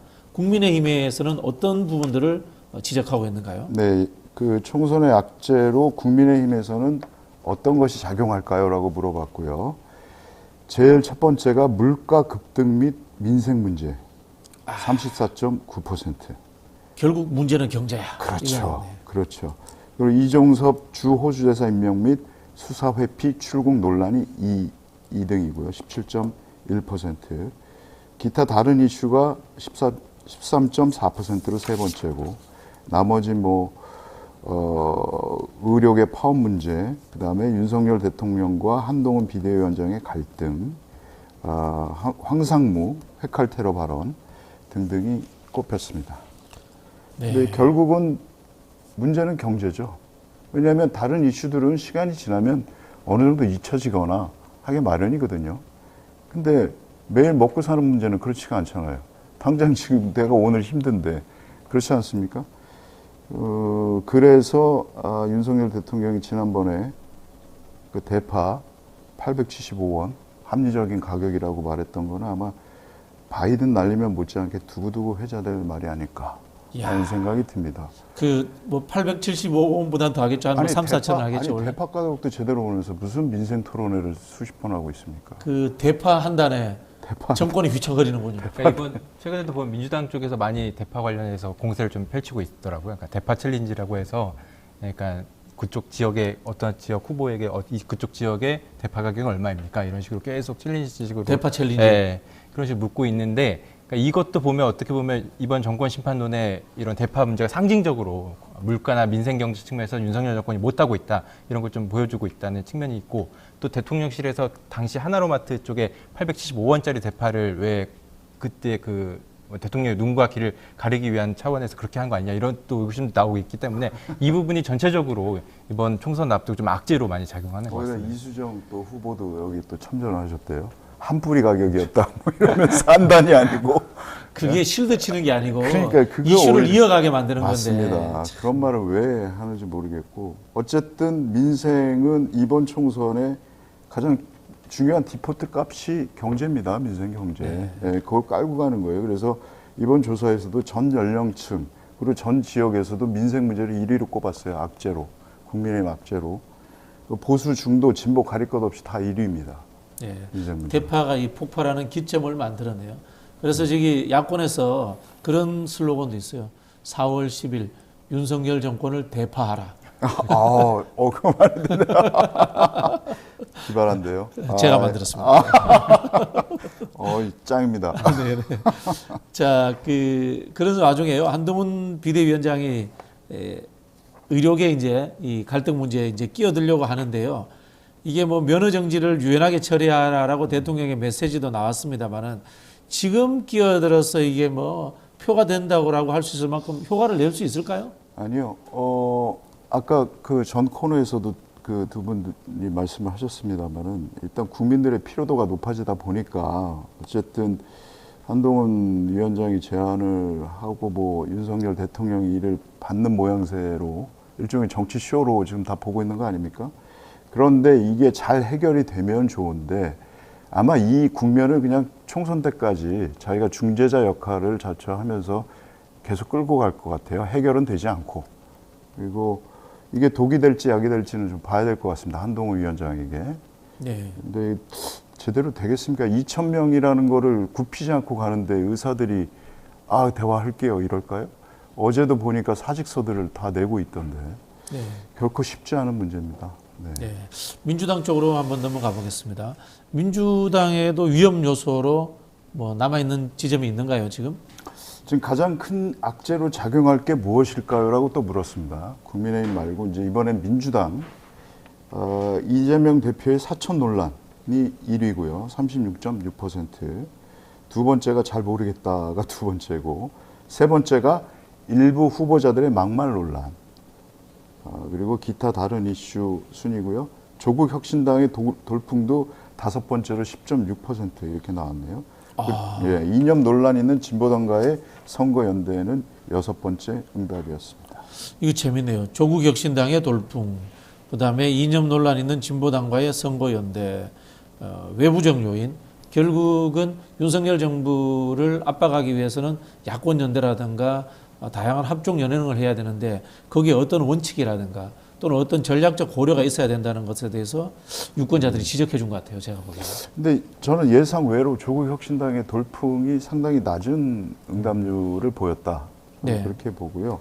이재명 대표의 사천 논란이 이제 첫 번째인데 재밌는 거는 이게 그 국민의힘 지지층에서 대답이 높아요. 그러니까 이게 무슨 말이냐면 더 이어가고 싶어하는 마음이 여기 심리가 작용한 게 아닌가. 그래서 국민의힘 지지층에서 무려 70.4%가 사천 논란을 1위로 꼽았습니다. 네. 예. 그리고 새로운 미래도 67.6% 그 지지층에서 네, 네. 이렇게 꼽았거든요. 그러니까 어떤 그런 마음이 작용한 것으로 보이고요. 네, 그렇습니다. 예. 자, 그 조국 혁신당 이야기를 좀 더 해봐야 되겠는데요. 조국 혁신당 등장 이후에 선거에서 투표하겠다는 뭐 의향이라든가 또는 어디를 찍겠다라든가 이런 것들에 대해서 좀 결과치가 달라진 게 있나요? 우리 이 기자님 먼저. 네. 이번에 이제 조국 혁신당 등장 이후 이번 총선에 투표할 생각이 달라졌는지 저희가 물어봤는데요. 이제 별로 없었는데 투표할 생각이 강해졌다라는 응답이 26.6%가 나왔습니다. 그리고 더 약해졌다라는 응답이 4.2% 나왔고요. 그러니까 달라지지 않았다. 그러니까 조국 혁신당이 등장해도 투표 생각이 달라지지 않았다는 응답은 66.6%로 가장 높았는데요. 이제 연령별로 보면 모든 세대에서 이제 투표할 생각이 강해졌다는 응답이 20% 이상 나타났습니다. 그리고 지역별로도 호남과 부산, 울산, 경남 등에서 이제 투표할 생각이 강해졌다는 응답이 30%를 상회했는데요. 특히 주목할 만한 점은 호남은 민주당의 지지 기반이고 또 부산은 조국 대표의 고향이라는 점에서 이 두 지역에서 이제 조국 혁신당 등장 이후 표심 결집력이 높아졌다 이렇게 좀 해석을 할 수가 있을 것 같습니다. 후보자님 어떻게 보세요? 아니 이게 보면은 민주당 이게 한 달 전이면은 아까도 말씀드렸습니다. 민주당이 공천 잡음으로 하락세가 바닥에 놓여 있던 때였는데 그때와 달라진 게 뭐냐?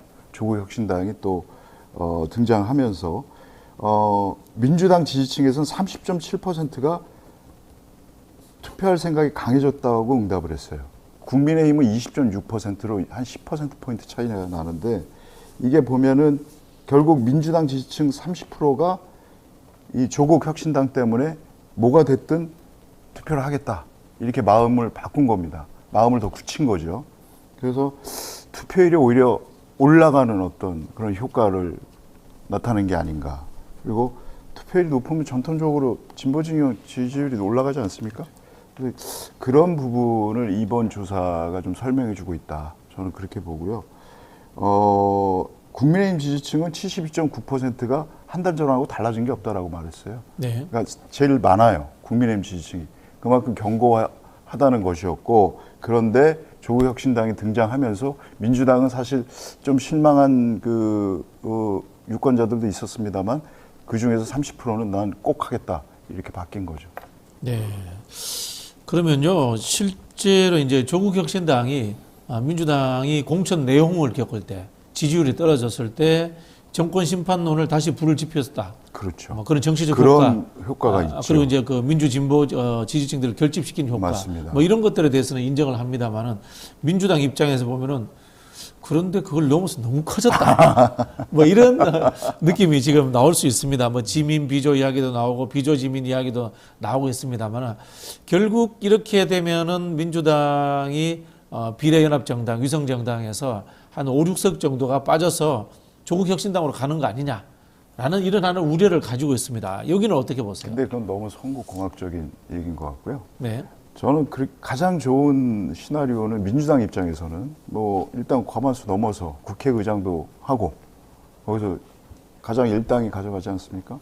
그거 하면서 선거연대 일종의 이제 지금 더불어민주연합당도 있습니다만 조국혁신당하고 같이 정책이라든지 어떤 특검 발의라든지 이런 것들을 연대해서 뭐 200석 가져가면 제일 좋은 시나리오죠. 이제 그렇게 될지는 물론 봐야겠습니다만 어쨌든 저는 그렇게 조국혁신당의 등장이 나쁘지 않다고 봅니다. 민주당 입장에서는. 그동안 사실 정권 심판론이 싹 수그러들던 그런 시기였거든요. 그런 분위기였는데 확 살려놓은 어떤 느낌도 있고 결국 대의를 봐서 어떤 이 정권의 잘못을 중간 평가하는 그런 식의 선거가 결국은 되고 있다. 저는 옳은 방향으로 가고 있다. 저는 그렇게 봐요. 근데 이제 본부장님 이야기는 그게 한편으로 보면 정치적 명분이기도 하고 네. 언론의 기사도 이제 뭐 그렇게 나오기는 합니다만은 실제로 데이터를 보자면은 이런 거 아니겠습니까? 조국혁신당 비례를 찍으러 나왔다가 지역구에 민주당 표를 찍어줬다. 이게 몇 % 정도 된다라는 이런 그 가정치가 나와야 되는 거 아닌가요? 그렇죠. 어느 정도 그 정도 나와야 이제 민주당 쪽에서도 판단을 하고 이제 선거 쪽 유세를 할 텐데 저는 뭐 주목할 만한 점이 민주당이 딜레마일 수도 있는데 이게 또 조국혁신당과 또 척을 지게 되면 또 지역구 투표에서 손해를 입을 수도 있거든요. 이걸 적절히 조화를 이루어가면서 이제 조국혁신당을 어느 정도 경제하면서도 더불어민주연합의 표를 이끌어낼 수 있는 방안을 모색해야 되는데 이게 좀 쉽지 않은 문제인 것 같습니다. 그러니까 조국혁신당에 대한 예전에 열린민주당 때처럼 이렇게 할 경우에는 물론 더불어민주연합의 표는 더 얻을 수 있겠지만 실제적으로 지역구 투표에서 표 감소가 이루어질 수 있기 때문에 이 부분을 어떻게 좀 조정할지 이 부분이 좀 주목되는 부분입니다. 그래서 저는 여론조사 하시는 분들이 조국혁신당 표의 실체 또는 그 표가 어디서 왔는지 좀 분석해 주셨으면 좋겠다는 생각이 들어요. 그러니까 민주당 지지층 혹은 범야권 세력의 어떤 지지층 그런 분들을 대상으로 할 수는 있죠. 여론조사를 해서 조국혁신당 그동안 민주당을 비례도 했는데 마음이 바뀌었냐 네. 뭐라든지 그런 식으로 문항을 짜서 물어볼 수는 있죠. 근데 그것만 하면 이제 갈등 요소가 되니까 그보다는 제가 봤을 때는 네. 문항 설계를 하나 주세요. 그럼 저기 이준석 당 네. 개혁신당에서 어느 정도가 왔느냐 아니면은 지금 아까 말씀하신 것처럼 PK에서의 조국신당의 지지율이 높단 말이에요. 그 지지를 해주는 분들의 원래 성향은 무엇이냐 이런 것들을 분석을 해보면요. 민주당에서 조국혁신당으로 넘어간 표 그리고 조국혁신당 자체에서 만들어내는 표 이것에 대해서 중도였다가 그렇죠. 네. 중도였다가 또는 뭐 리버럴이었다가 네. 투표 안 하려고 했던 사람들의 표가 분석이 되어야지만이 조국혁신당 비례를 찍으러 왔다가 민주당 지역구 찍어준다라는 전략적 연대에 대해서 설명을 해줄 수가 있고 양당의 갈등이 줄어들 수 있지 않나 저는 그렇게 생각을 하거든요. 네, 맞습니다. 네. 네, 부탁을 한번 저희가 한번 적극 반영하도록 하겠습니다. 한번 드려보겠습니다. 자, 마지막으로 윤석열 대통령 국정운영평가 한번 보겠습니다. 국정운영평가가 어떻게 나오고 있습니까? 네.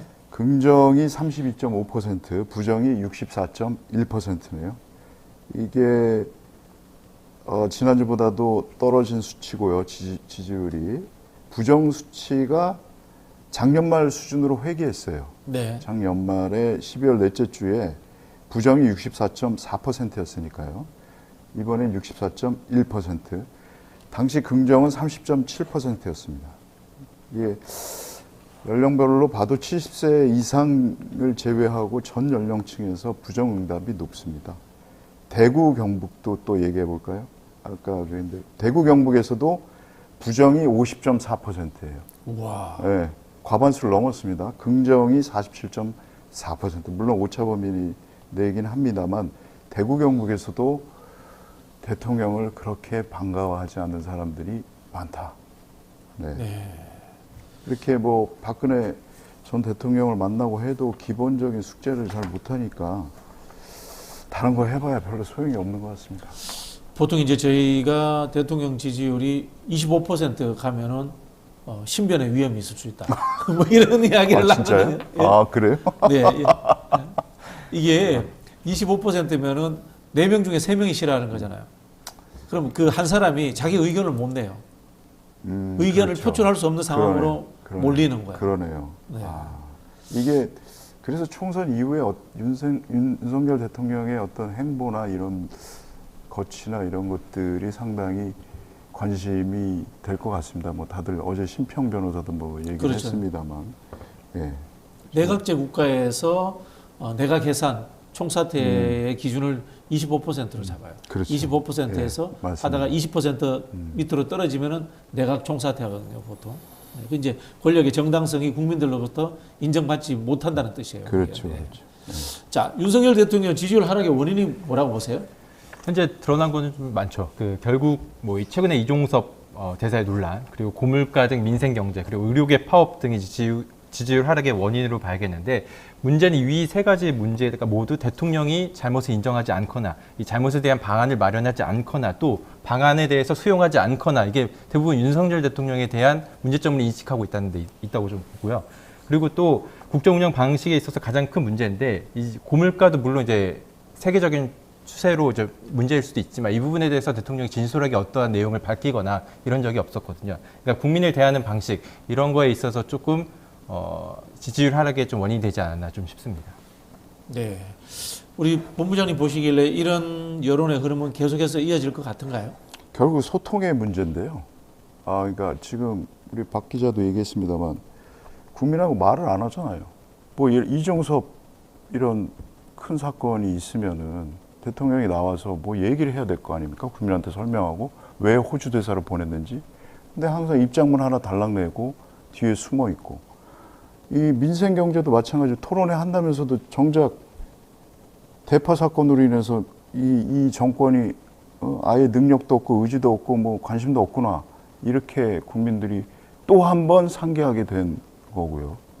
그러니까 결국은 소통 안 하는 대통령, 소통한다고 대통령실까지 이전해 놓고 수백억, 수천억을 들여서. 근데 결국 뭐 도스태핑도 뭐 지금 안 한 지 오래됐고 그 흔한 기자회견도 안 하고 뭔가 국민들한테 설명을 해야 될 거 아닙니까? 뭐가 안 좋거나 뭔가 국가적으로 큰 사건이 있거나 하면은 뭐 사과도 했다가 해명도 했다가 대통령이 그래야 되는데 그런 일이 없다 보니까 그게 쌓이고 쌓여서 이렇게 나온 게 아닌가라는 생각이 듭니다. 네, 알겠습니다. 자, 두 분 감사하고요. 쇼미더 민심은 저희가 여기에서 마치고 지금부터는 저희가 우리 커뮤니티를 통해서 한 설문조사 내용을 가지고 살펴보는 쇼미더 사심 엿보기 시간을 갖도록 하겠습니다. 네, 이번 쇼미더 사심 질문은요. 이종섭 그 호주 대사가 급거 귀국한 이유는 무엇일까? 이거를 여쭤봤어요. 8,500명 넘는 분들이 참여를 해주셨거든요. 보면은 몇 가지 그 문항들이 있었는데 일단은 그 기타라고 답변하신 분 71%로 가장 많습니다. 나머지 문항들이 마음에 안 드신 분들이죠. 나머지 문항을 보면 방산협력 공관장 회의에 참석하려고, 그리고 자진 사퇴 의사를 밝히려고 이게 11%로 동일하고요. 공수처 조사를 받으려고 4%에 불과합니다. 박정훈 대령 재판에 증인으로 출석하려고 2%. 나머지 71%는 댓글로 한번 보셔야 될 것 같습니다. 이건 주관식인 거죠? 요 댓글은 주관식인데 요 네. 문항은 저희가 짜서 올린 거고요. 네. 그래서 기타 하면은 댓글에 남겨주세요. 여기에 없는 그 문항에 이제 없는 답변을 하신 분들이 있으니까 네. 그걸 댓글에 남겨달라고 했더니 이렇게 댓글을 주신 겁니다. 그러면 좀 문항을 우리 좀 잘 짜야 될 것 같아요. 댓글 순위를 못 들었는데 전부 다. 이거는 그냥 재미로 하는 겁니다. 재미로. 재미로. 이거는 심각하게 보시면 안 됩니다, 진행님. 아유, 원래 죄송합니다. 이거 재밌게 예. 하는 겁니다. 윤석열 정부에서 이게 참 너무 심각해져가지고 제가 이건 좀 절대 신뢰하시면 안 됩니다. 릴렉스하게 편하게 하겠습니다. 신뢰하실 여론조사가 아니고 이거 여론조사가 아니거든요. 아닙니다. 여론조사가 아니고 예, 그냥 뭐 앙케이트 이런 개념이 앙케이트입니다. 앙케이트. 네네. 예. 알겠습니다. 이게 일단 댓글 하나 읽어드릴게요. 저는 이게 상당히 마음에 드는데 JOGUNIFY님 말씀하신 게 입국하고 마치 마무리된 것이냐 국민들 속이려고 네. 예, 제대로 보신 것 같아요. 자진 사퇴하고 광명 찾아라. 예, 유저 RZ 님께서 자진 사퇴하고 광명 이분은 찾아라. 뭐 연령대가 최소한 저하고 비슷한 것인 걸로. 네. 자수하여 광명 찾자. 이거 옛날에 많이 쓰던 네, 네, 네. 또 네, 그리고 희망님께서 이제 준비 안 된 공수처 수사 압박해서 부실 수사 유도 및 무혐의 처분을 유도하기 위해서라고 봄. 이분 굉장히 분석적이시네. 아, 네. 그렇죠. 네. 그리고 KNU092777님, 잘못은 정치인들이 했는데 왜 부끄러움은 국민들의 몫일까요? 호주 정부와 호주 교민들은 또 무슨 날벼락입니까? 자, 희선님 무슨 생각이 있어서 왔나요? 가라고 하니 갔고 오라고 하니 왔을 뿐이죠. 요거 괜찮네요. 예. 최고입니다. 네. 저희가 이 댓글 뽑나요? 네. 댓글 뽑는 거 없나요? 하여튼 댓글들이 아주 좋습니다 오늘. 이걸로 뽑죠. 네, 알겠습니다. 다 보고 싶네요. 자, 저희가 준비한 방송은 여기까지입니다. 이어서 뉴스인사 프라임이 방송됩니다. 자, 오늘 뉴스인사 프라임은 서초의 봄 시간입니다. 조금만 기다려 주시고요. 구독 못하신 분들은 서둘러서 구독 부탁드리겠습니다. 잠시 뒤에 뵙겠습니다.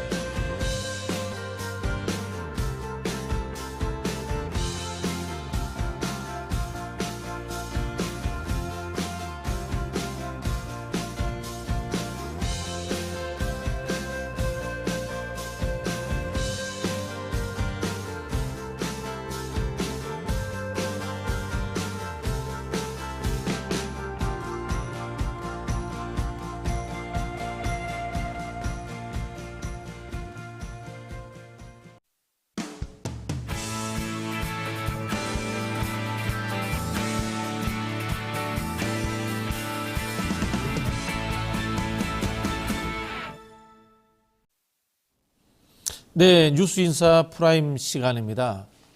프라임은 뭐 쉽게 말씀드리면 깊이 있게 들어간다. 뭐 그런 취지로 생각을 하시면 됩니다. 유튜브 멤버십 회원들에게 우선 서비스가 제공되고 있습니다. 댓글 남겨주시면요, 저희가 방송 중에도 소개해드리고요, 프로그램에 열심히 반영하도록 하겠습니다. 고품격 시사 대담입니다. 뉴스인사 프라임 지금 시작하겠습니다. 자, 오늘 이야기 나누실 분은 이현주 변호사와 권영철 CBS 대기자님입니다. 안녕하세요. 안녕하세요. 네, 서초의 봄 시간인데요. 검찰과 법원 이야기를 중점적으로 나눠보는 시간입니다.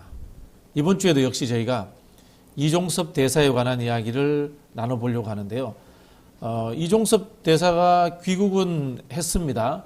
귀국은 했는데요. 이 귀국 과정을 보면은 새벽 비행기가 아닌 싱가포르를 경유해가지고 오전 9시가 넘어서 귀국했어요. 해석하자면은 꼭 오고 싶지 않았다. 뭐 이런 느낌도 주는 것 같은데, 자, 취재진들까지 따돌렸어요. 이거 결국은 대충 어떻게 무마하려고 하는 그런 상황 아닌가라는 의심이 들거든요.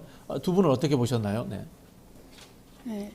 일단 너무나 석연치 않죠. 왜냐하면은 이렇게 해외에 있는 공관장을 불러드릴 때는 정상적인 회의였다면 회의 안건이 정해져 있고 회의 장소, 참석자 다 정해져 있고 이런 책임 있는 사람을 부를 때는 결국 당신이 책임질 거니까 와서 도장 찍어라라는 얘기고, 실무자 간에 다 협의를 만들어주죠. 그리고 장소 그리고 의전이 중요하지 않습니까? 그렇죠. 네. 막 싸움 나가거든요. 누가 안쪽에 앉느냐 상석에 앉느냐. 그래서 하다못해 공공기관의 감찰위원회, 징계위원회도 일주일 전에는 담당자, 실무진이 회의 참석자에게 안건을 문건으로 보내고 장소 이건 그런 정도, 무슨 하다못해 정보위원회도 그렇게 하는데 이건 뭐지라고 알 수가 없던 차에 외교부 대변인께서 정말 일부러 이종섭 국방부 장관을 매기려고 하는 게 아닌가라는 추후 일정은 유관 기관별 협의 공조가 필요하다라고 하니까 이거 정말 국민을 정말 우습게 하는구나. 이제 이게 급조된 회의 다 눈에 보이는 걸 국민도 눈에 보이고 직관적으로 알 수 있는 걸 부인하려고 하니 이거 참 기분이 불쾌했습니다.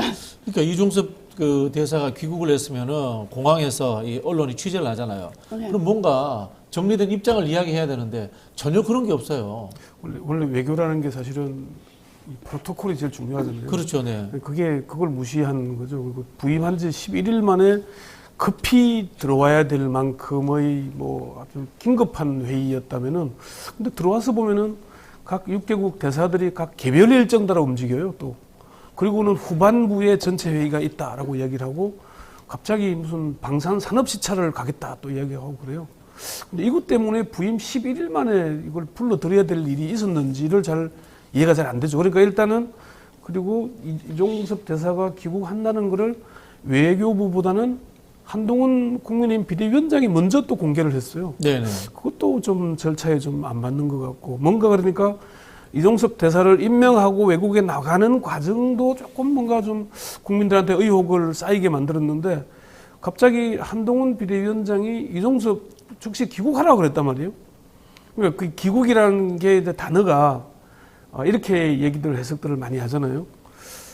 그 일종의 데드라인, 금도가 선이 있는 게 아닌가. 한동훈 위원장이 사실은 야당이었다면은 사퇴하라, 아니면은 해임하라라고 해서야 정상적이거든요. 그런데 대통령의 인사권에 그 누를 끼치지 않는 선이 귀국하라가 다 마지막이죠. 그러니까 귀국을 했는데, 그럼 귀국을 뭐 때문에 하라고 그러냐? 외국 공관장 회의면 공무로 들어오는 거잖아요. 네네. 근데 지금은 공무로 움직이는 것 같지가 않아요. 움직이는 것 자체가. 그러니까 지금 정부가 네. 또는 이종섭 대사가 어떤 공무로 움직이는지 밝혀줘야 돼요. 이 공항에 도착했을 때 보면은 25일 날 방산 관련 제외 공관장 회의가 있다. 그렇게 이야기를 했는데 회의했다는 뭐 브리핑이 전혀 없어요. 회의 어제 뭐 방사청장 면담했다라고만 밝히고 내용과 일정은 밝힐 수 없다. 뭐 이렇게 이제 보안이라고 얘기를 했죠, 국방부에서. 그러면 이제 이게 결국은 정치적으로 여당 위원장이 이 정치 이슈를 소멸시키기 위해서 입국하라고 했으니까 입국했다, 이렇게밖에 볼 수 없는 상황 아니겠습니까? 결국은 국민의 여론이 이종섭 해외 도피 쪽으로 몰리니까 그럼 들어와라라고 한 건데, 들어와서 보니까 그러면은 주재국 대사가 그 나라에 있어야 본인이 일을 하는 건데 왜 들어왔냐?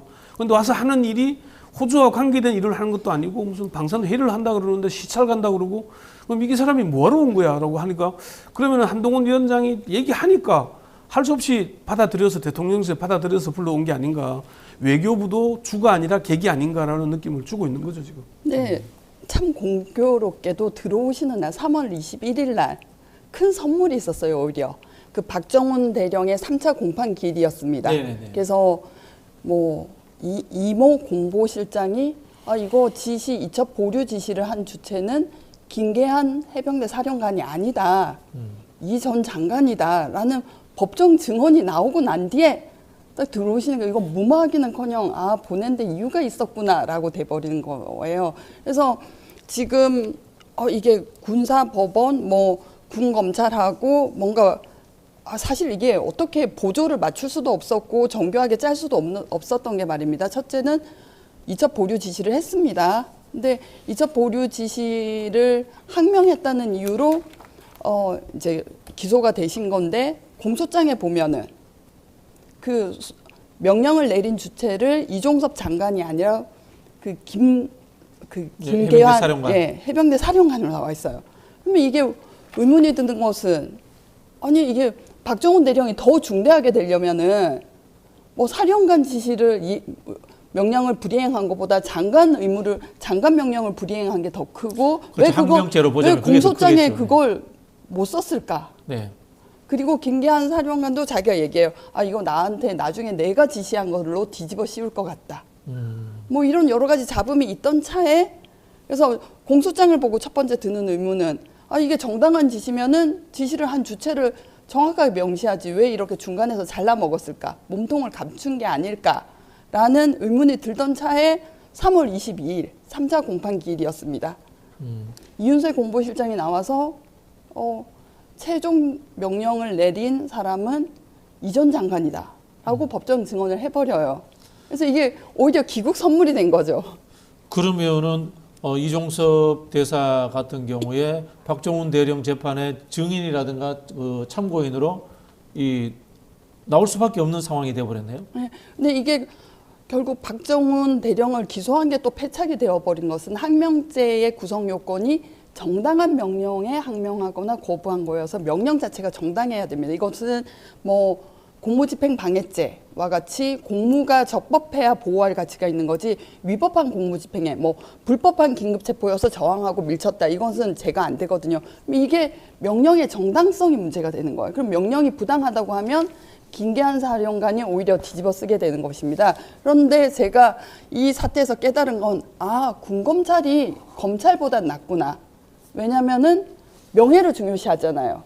김계한 사령관이 억울함을 뒤집어 쓸 수는 없으니까 거기 7월 30일 대책회의에 참석했던 사람이 몸통은 이 사람 아니다 라고 정직하게 말해주는 거예요.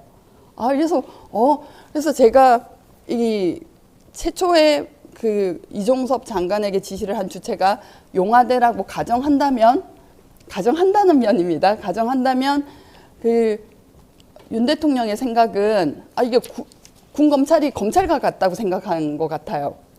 상관이 지시하면 다 입 맞추고 법정에서도 거짓말 해주고 일사불란하게 움직일 줄 알았는데 그게 아니었던 거예요. 그러면은 지금 박정훈 대령의 항명죄 관련 재판이 무죄가 나온다. 그러면은 이 부당한 지시였다는 뜻이 되지 않습니까? 부당한 지시를 했다라고 하면은 부당한 지시의 윗선인 해병대 사령관이라든가 이종섭 장관은 부당한 지시를 했다는 건 이 직권남용 아닌가요? 부당한 지시라는 것은? 그게 직권 행사할 수 있는 권한을 직권남용이 적용될 수가 있죠. 네네네. 그거는 이제 좀 더 상황을 지켜봐야 되는데 아직도 재판에서 이종섭 장관을 증인으로 채택하지는 않았잖아요, 아직은. 네. 근데 신청은 한 상태이기 때문에 그건 좀 더 봐야 되는 상황이고 어쨌건 지금 이종섭 대사가 귀국한 자체가 필요에 의해서 공무에 의해서라기보다는 지금 국민의힘이나 이렇게 주장하는 바를 보면은 왜 들어왔는데 왜 수사 안 하냐? 사실은 들어오는 거는 공무상 들어온 거예요, 지금. 방산회의라는. 앞뒤가 말이 안 맞네요. 네, 그러니까 비대위원장의 비난은. 그렇죠. 본인이 귀국하라 그래서 귀국했으니까 그걸 가지고 설명을 하는데 저 사람이 들어온 것은 공수처 수사나 재판과는 아무런 관계없이 들어온 겁니다. 그런데 네. 공수처 보고 왜 수사 안 하냐 그래요. 왜 준비가 안 돼 있냐고 정치질을 하냐고 따진단 말입니다. 그럼 그 앞뒤가 좀 안 맞잖아요. 그러니까 뭔가가 단추를 끼는데 위에 단추가 잘못 끼다 보니까 밑으로 줄줄이 지금 어긋나고 있는 거예요. 그게 지금 드러나고 있는 거죠, 지금. 정리해 보면은 말씀하시죠. 예. 또 직권남용죄는 제가 참 그 이종섭 전 장관한테 안타까운 말씀을 표하는데 결국 앞에서 도둑 입국을 하신 것도 이유가 있다고 생각해요. 왜냐면은 이렇게 법을 모르시니까 네. 법조인이 보기에는 굉장히 위험한 발언을 하시는 거예요. 그러니까 나는 수사 권한이 없어서 지시를 하더라도 직권남용이 안 된다라고 하는데 이건 그럼 내가 지시를 했다는 건 인정한 바탕 위에 법리적으로 제가 안 된다고 네. 하는 거잖아요. 이것은 법원의 입장입니다. 직권남용이란 건 쉽게 말씀드리면 뭐냐면 외경상으로는 공무상 지시인 것 같은데 실질적으로는 사익을 위해서 사적 목적을 위해서 직권의 옷을 입힌 그런 죄를 말하는 거고 그래서 법원에 확립된 판례가 뭐냐면은 사법농단을 통해서 한 게 직권이라는 게 우선 있고 이걸 넘어서야 된다. 아예 직권이 없으면 직권 남용이 안 된다라는 네. 게 입장이에요. 그래서 양승태 대법원장이 다 무죄가 난 그게 재판관은 독립돼 있고 재판부도 독립돼 있고 재판에 대해서 왈가왈부할 수 없다. 권한이 없는데 한마디 했다고 이게 직권남용인가? 우리는 이해할 수는 없죠. 직권이 없는데 근데 사실상은 수용할 수밖에 없는 그런 지위에 있는 사람이 명령하면 그게 더 나쁜 것 같잖아요. 어쨌든 이건데 이거 제 생각에는 이건 저의 내피셜입니다. 자기도 불안하니까 변호사하고 상담을 한 거예요. 네. 변호사가 그렇게 얘기하니 이거 기억이 나서 그 말을 툭 던지신 것 같은데 문제는 직권이 없는 사람도 직권이 있는 사람과 함께 공범이 될 수 있습니다. 그래서 유재훈 법무관리관이라든지 그러니까 뭐 이첩을 하되, 그러니까 박정훈 대령이 강경하니까 이첩을 하되 그러면은 피의자는 특정하지 말아라. 그냥 사실에 관한 보고서만 넘겨라. 그래서 본인이 직권이 없더라도 상관없다. 공범이 될 수 있다. 그래서 최순실도 직권남용이 처벌되는 게 민간인이지만 직권이 있는 사람하고 공범이기 때문에. 네, 박근혜 대통령과의 관계 속에서. 그래서 제가 이종섭 장관을 왜 도피시키려고 하는 가 제가 이해가 된 거예요. 그러니까 법조인이 아니시고 이렇게 툭툭 던지는 말들이 위험한 발언을 하시는 거예요. 그래서 제가 이해가 되네요. 최순실 씨 같은 경우는 이 공직자가 아니기 때문에 직권이 없는데도 불구하고 상위 공직자의 직권을 갖고 와서 협의를 해서 공모를 행사했기 때문에 직권남용이 됐고 이 사인이 직권을 가져와서 섰기 때문에 이게 국정농단이 된 것이다. 우리가 이렇게 해석하는 거지 않습니까?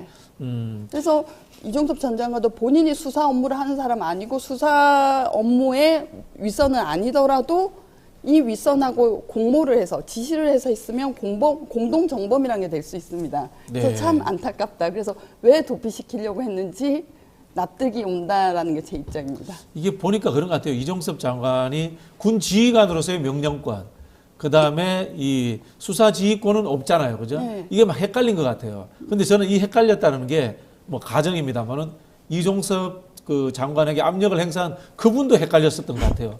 내가 군 통수권자라고 하니까 내가 검찰 때 있었던 것처럼 수사 지휘권도 있구나라고 이렇게 막 헷갈려서 착각하지 않았나 그런 생각이 좀 들거든요. 네. 뭐 제 해석이 맞는지 모르겠습니다만은. 네. 자, 한동훈 비대위원장 문제는 이런 것 같아요. 한동훈 비대위원장 이야기하는 겁니다. 이종섭 대사한테 내가 들어오라고 했다. 그렇게 이야기한 겁니다. 자, 근데 이종섭 대사는 아니다. 나는 공무로 들어왔다. 나 외교부 관리기 때문에 공무로 들어왔다. 이렇게 이야기를 했는데 한동훈 비대위원장은 또 여기에 대해서 무슨 이야기를 하냐면은 공수처 조사 왜 안 하느냐 또 이야기를 합니다. 이게 앞뒤가 전혀 안 맞는 거죠. 그죠? 그렇죠. 이종섭 대사는 외교부에 이제 소속된 관료로서 이제 회의 때문에 들어왔는데 결국 이게 한동훈 비대위원장이 스스로 이종섭 대사가 들어온 이유를 자백해 버렸네요. 그렇게 되는 셈이죠. 사실 목적은 원래 공무상 목적은 방산 관련 6개국 대사 회의인데 그 공관장 회의에 들어왔는데 왜 공수처가 이 대사 들어왔는데 조사 안 하고 있냐. 그러니까 들어온 목적과 좀 달리 얘기하고 있는 얘기니까요. 요 영상 얘기를 뭐 한번 볼까요? 예. 한동훈 비대위원장이 이제 공수처에 대해서 수사 안 한다고 정치질에 가깝다라고 비난을 했습니다. 여기에 대해서 지난해 이제 송영길 대표에 대해서 수사에 대해서 했던 입장하고 한번 차이가 있는데 한번 비교해서 한번 보시죠. 네. 외교적인 문제 충분히 감안한 상태에서 민심에 순응하기 위해서 이종섭 대사가 귀국했죠. 그런데 조금 전에 공수처는 조사 준비가 안 됐다는 얘기를 했더라고요. 저는 잘못 본 줄 알았습니다. 이 정도면 총선 앞에 정치 공작에 가까운 겁니다. 다음 주 초에 송영길 대표님 본인의 당선을 위해서 돈봉투 뿌렸다는 혐의로 민주당 국회의원 2분에 대해서 체포동의안 표결이 예정돼 있죠. 이렇게 수사는 일정에 따라서 진행되고 있는데요. 그러니까 본인이 마음 다급하시더라도 절차에 따라서 수사에 잘 응하시면 될 것 같습니다. 네, 이 두 발언이 논란이 되니까요. 한동훈 위원장은 송영길 씨에 대해서는 출국 금지를 하지 않았다. 본인이 법무부 장관 때입니다. 그렇게 반박을 했고요. 그러면서 지금 상황과는 완전히 다르다. 이렇게 이야기를 하는데요. 저희가 느끼기에는 내가 하면 수사고 공수처가 하는 것은 정치질이다. 이렇게 내로남불로 보입니다. 두 분은 어떻게 보셨나요? 네. 이게 말이 좀 안 되는 얘기가 뭐 송영길 전 대표는 그때 파리에 있었으니까 출금할 이유가 없었죠. 일이 터지기 전에. 그러니까 당연히 출금됐던 건 아닌데 그때는 조사 받아야 된다는 취지로 얘기해서 뭐 12일 만인가 급히 들어왔죠. 들어오긴 했는데 이게 사실은 수사는 한동훈 비대위원장이 가장 잘하는 일 아닙니까? 네. 수사를 하는데 그러면은 죄송합니다. 공수처가 준비가 돼야 부르죠. 지금 한동훈 비대위원장이 들어오라 그래서 이종섭 대사가 들어왔으면은 공수처하고는 관계 없는 거잖아요. 그렇죠. 공수처가 불렀으면은 왜 조사 안 하냐고 따질 수 있어요. 네. 근데 왜 안 들어오냐고 따지다가 들어왔는데 조사 안 하고 방치하면은 그거는 따질 수 있습니다. 그런데 지금의 이종섭 대사의 갑작스러운 귀국은 이건 외교부도 좀 뭔가 계기된 듯한 느낌이고 한동훈 비대위원장이 주장하고 대통령실이 받아들이면서 들어온 걸로 지금 이해가 되잖아요. 그럼 그 와중에서 조사 여부는 공수처는 별개의 문제인 겁니다. 공수처는 자기들 절차대로 밟고 있다. 제가 확인해 보니까 공수처는 지금 실무자들 아마 수사를 진행하고 있다. 압수물 분석 이후에 이 절차대로 가는 거거든요. 그런 문제 중에 있는데 그걸 공수처 보고 정치질이라고 비판을 한다면은 앞뒤가 말이 좀 안 맞는 거 아닌가 싶습니다. 이게 검찰이야말로 그 내로남불의 세고봉인데요. 뭐 내가 하면 정당한 수사고 남이 하면 정치질이고 그리고 내가 하면 국민의 알 권리를 충족시키는 것이고 공수처가 하면 공무상 기밀 누설이고 지금 뭐 여러 가지 수사하는 사람만이 알 수 있는 정보들이 언론에 이렇게 보도되고 있는데 출처가 사실 어딘지는 알 수 없어요. 뭐 그런 보도들에 대해서 이제 여당이 그 검찰에 실제로 공수처 검사들을 공무상 기밀 누설로 고발을 했죠. 그리고 또 하나 사실 그 윤 대통령도 2013년에 자신의 모습이 지금 박정훈 대령 아닙니까? 자기가 받았을 때는 수사 외압이고 자기가 내릴 때는 정당한 업무상의 명령이겠죠. 그래서 정말로 이건 내로남불의 진술을 보여준다라고 저는 생각해요. 그리고 또 하나는 수사를 해본 사람이라면 알 수밖에 없는 게 이게 관련자가 다수이고 전체적인 구도를 우선 파악해야 됩니다. 그래서 이게 그리고 일부만 이종섭 장관만 수사해서 기소를 하거나 안 하거나 할 수도 없는 것이고 또 뭐 여론에 떠밀려서 기소를 할 수도 없는 것이고 그럼 수사 미진이 되고 공소 유지가 어려우니까요. 그러니까 무슨 얘기냐면은 관여자들을 모두 조사해서 어디까지가 직권남용의 피해자고 어디까지가 직권남용의 그 행위자인지 또 선별을 해야 되고 결국은 이종섭 장관만 불러서 조사한다고 끝나는 게 아니죠. 네. 그래서 게다가 검찰은 뭐 민주당을 수사할 때 저는 우리나라 검찰 수사력의 한 20%는 갈아 넣었다고 봐요. 왜냐하면은 전국 지청 지검에 있는 에이스까지 다 파견을 받아서 수사를 합니다. 그래서 일선 지청에서 그 검사가 들고 있던 사건은 자리를 뜨니까 자꾸 재배당이 일어나요. 네. 본래 자기 사건이 사람 손을 타면 안 좋거든요. 왜냐하면 처음부터 자기가 하던 사건이 아니면 애정도 없고 맥락도 모르게 되고 그러면서 지금 검찰에서 그 수사관도 개탄을 하면서 이제까지 가장 검찰 역사상에 재배당이 많이 된 사건이 조정래 씨의 태백 산매 국가보안법 위반인데 이게 눈치 보면서 자꾸 미룬 거예요. 그래서 재배당 도장이 재배당 검사가 바뀌면서 재배당 도장이 한 페이지가 넘어갔는데 민주당 사람들 수사하면서 현재 그 검찰이 있는 사건이 재배당이 한 페이지 반이 넘어갔다는 거예요. 야, 그럼 뭐 나머지 민생 관련 수사들이 제대로 안 될 뿐더러 그렇죠. 그러니까 이게 검사들은 민주당이 뭐 부당하게 시달리겠네요. 탄압받는다는 것뿐만 아니라 해야 할 수사가 제대로 안 되고 있다라는 것도 주의를 주목을 해야 되는데요. 그럼 어떻게 수사가 어떤 식으로 이루어지고 공수처의 뭐 인력 상황이 어떤지 잘 아는 한 비대위원장이 이런 말을 하는 건 참 개탄스럽죠. 그럼 지금 현재 이제 공수처가 이종섭 대사 소환을 못 하는 겁니까? 안 하고 있는 겁니까? 그 수사를 하다 보면은 좀 이런 겁니다. 정점에 있는 사람을 혐의를 확인하기 위해서는 바닥부터 다져 올라가야 되거든요.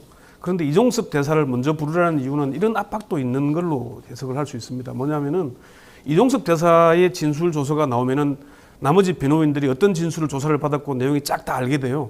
그러면은 아래에서 진술해야 될 사람들이 모범 답안을 받아드는 겁니다. 이종섭 대사의 진술에 맞춰서 진술하게 되는 겁니다. 그러면은 공수처가 수사하고 있는 수사가 불발될 가능성이 높아지는 거죠. 혐의 입증이 잘 안 되게 되지 않겠습니까? 그 점을 노리는 건지도 모르십니다, 사실은.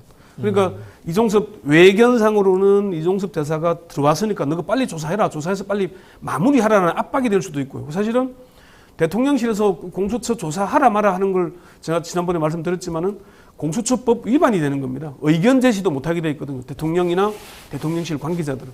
그런데 지금 여당 대표가 왜 너 수사 안 하냐, 정치질 하냐고 비판하는 자체도 사실은 정치적인 압박이 되고 있지 않겠습니까? 그럼 지금 공수처가 이종섭 대사를 소환하지 않는 것은 수사 절차상 아직 준비가 덜 됐기 때문이다.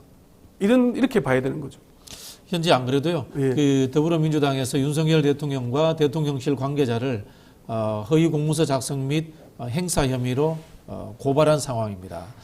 자, 이 주제는 여기에서 정리하고 우리가 다른 주제가 또 중요한 게 있어서 한번 넘어가 보겠습니다. 네, 네. 조국혁신당 조국 대표가 2021년 건입니다. 윤석열 검찰총장 시절에 검찰의 민간인 불법 사찰이 있었다라는 의혹을 제기하면서 윤석열 대통령과 전형직 검찰 간부들을 개인정보보호법 위반 등으로 공수처에 고발을 했습니다. 자, 요 내용에 대해서 두 분이 좀 이야기를 좀 해주시죠. 네.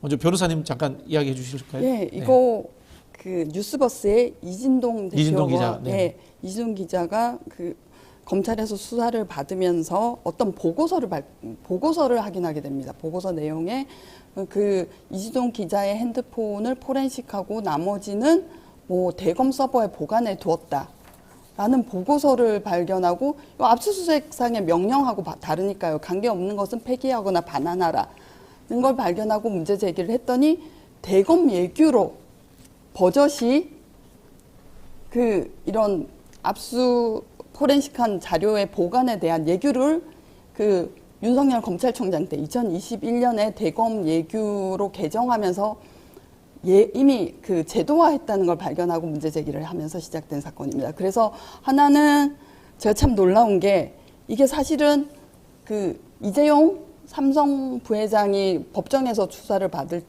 법정에서 재판을 받을 때 한번 문제 제기가 됐었어요. 네네. 재판부에게 호되게 야단을 맞는데 장충기 미전 실장이었나요? 예. 그분의 그 보관하고 있다가 그 3, 4년 전에 압수수색 그 자료를 여기 내니까 재판부가 이거 증거법칙에도 어긋나고 형사소송법에도 어긋나는데 뭐 하시는 거냐면서 호되게 야단을 옛날 캐비넷에서 꺼내온 거네요. 그쵸. 쉽게 말하면. 네. 그래서 옛날 사건에 킵해놨던 걸 현재 사건의 증거로 딱 내미니까 이게 적법한 증거냐 라면서 호되게 야단을 맞았죠. 그래서 이걸 보면은 장충기의 변호인들조차 발견하지 못했던 걸 분명히 이진동 대표와 마찬가지로 그런 보고서가 붙었겠죠. 그러니까 자료를 어떻게 관리했는지 기록이 남아야 되니까 그걸 이진동 대표는 본 거를 이진동 훨씬 뭐 수임료도 굉장히 뭐 천문학적인 액수를 받았을 거라고 저는 짐작을 하는데 장충기 그 미전실 실장의 변호인들은 못 본 거. 본데 이진동 대표는 봤다. 참 훌륭하시다. 그러니까 좀 이런 거죠. 옛날에 특수수사를 하면은 기업체 압수수색을 하잖아요. 압수수색을 하면은 그러니까 A 범죄와 관련된 것만 가지고 와야 되거든요. 네네. 그런데 통째 서류를 다 가져와요. 그럼 거기서 그 사람이 A 정치인한테 돈을 준 흔적만 찾으면 되는데 보니까 B한테도 줬네, C한테도 줬네.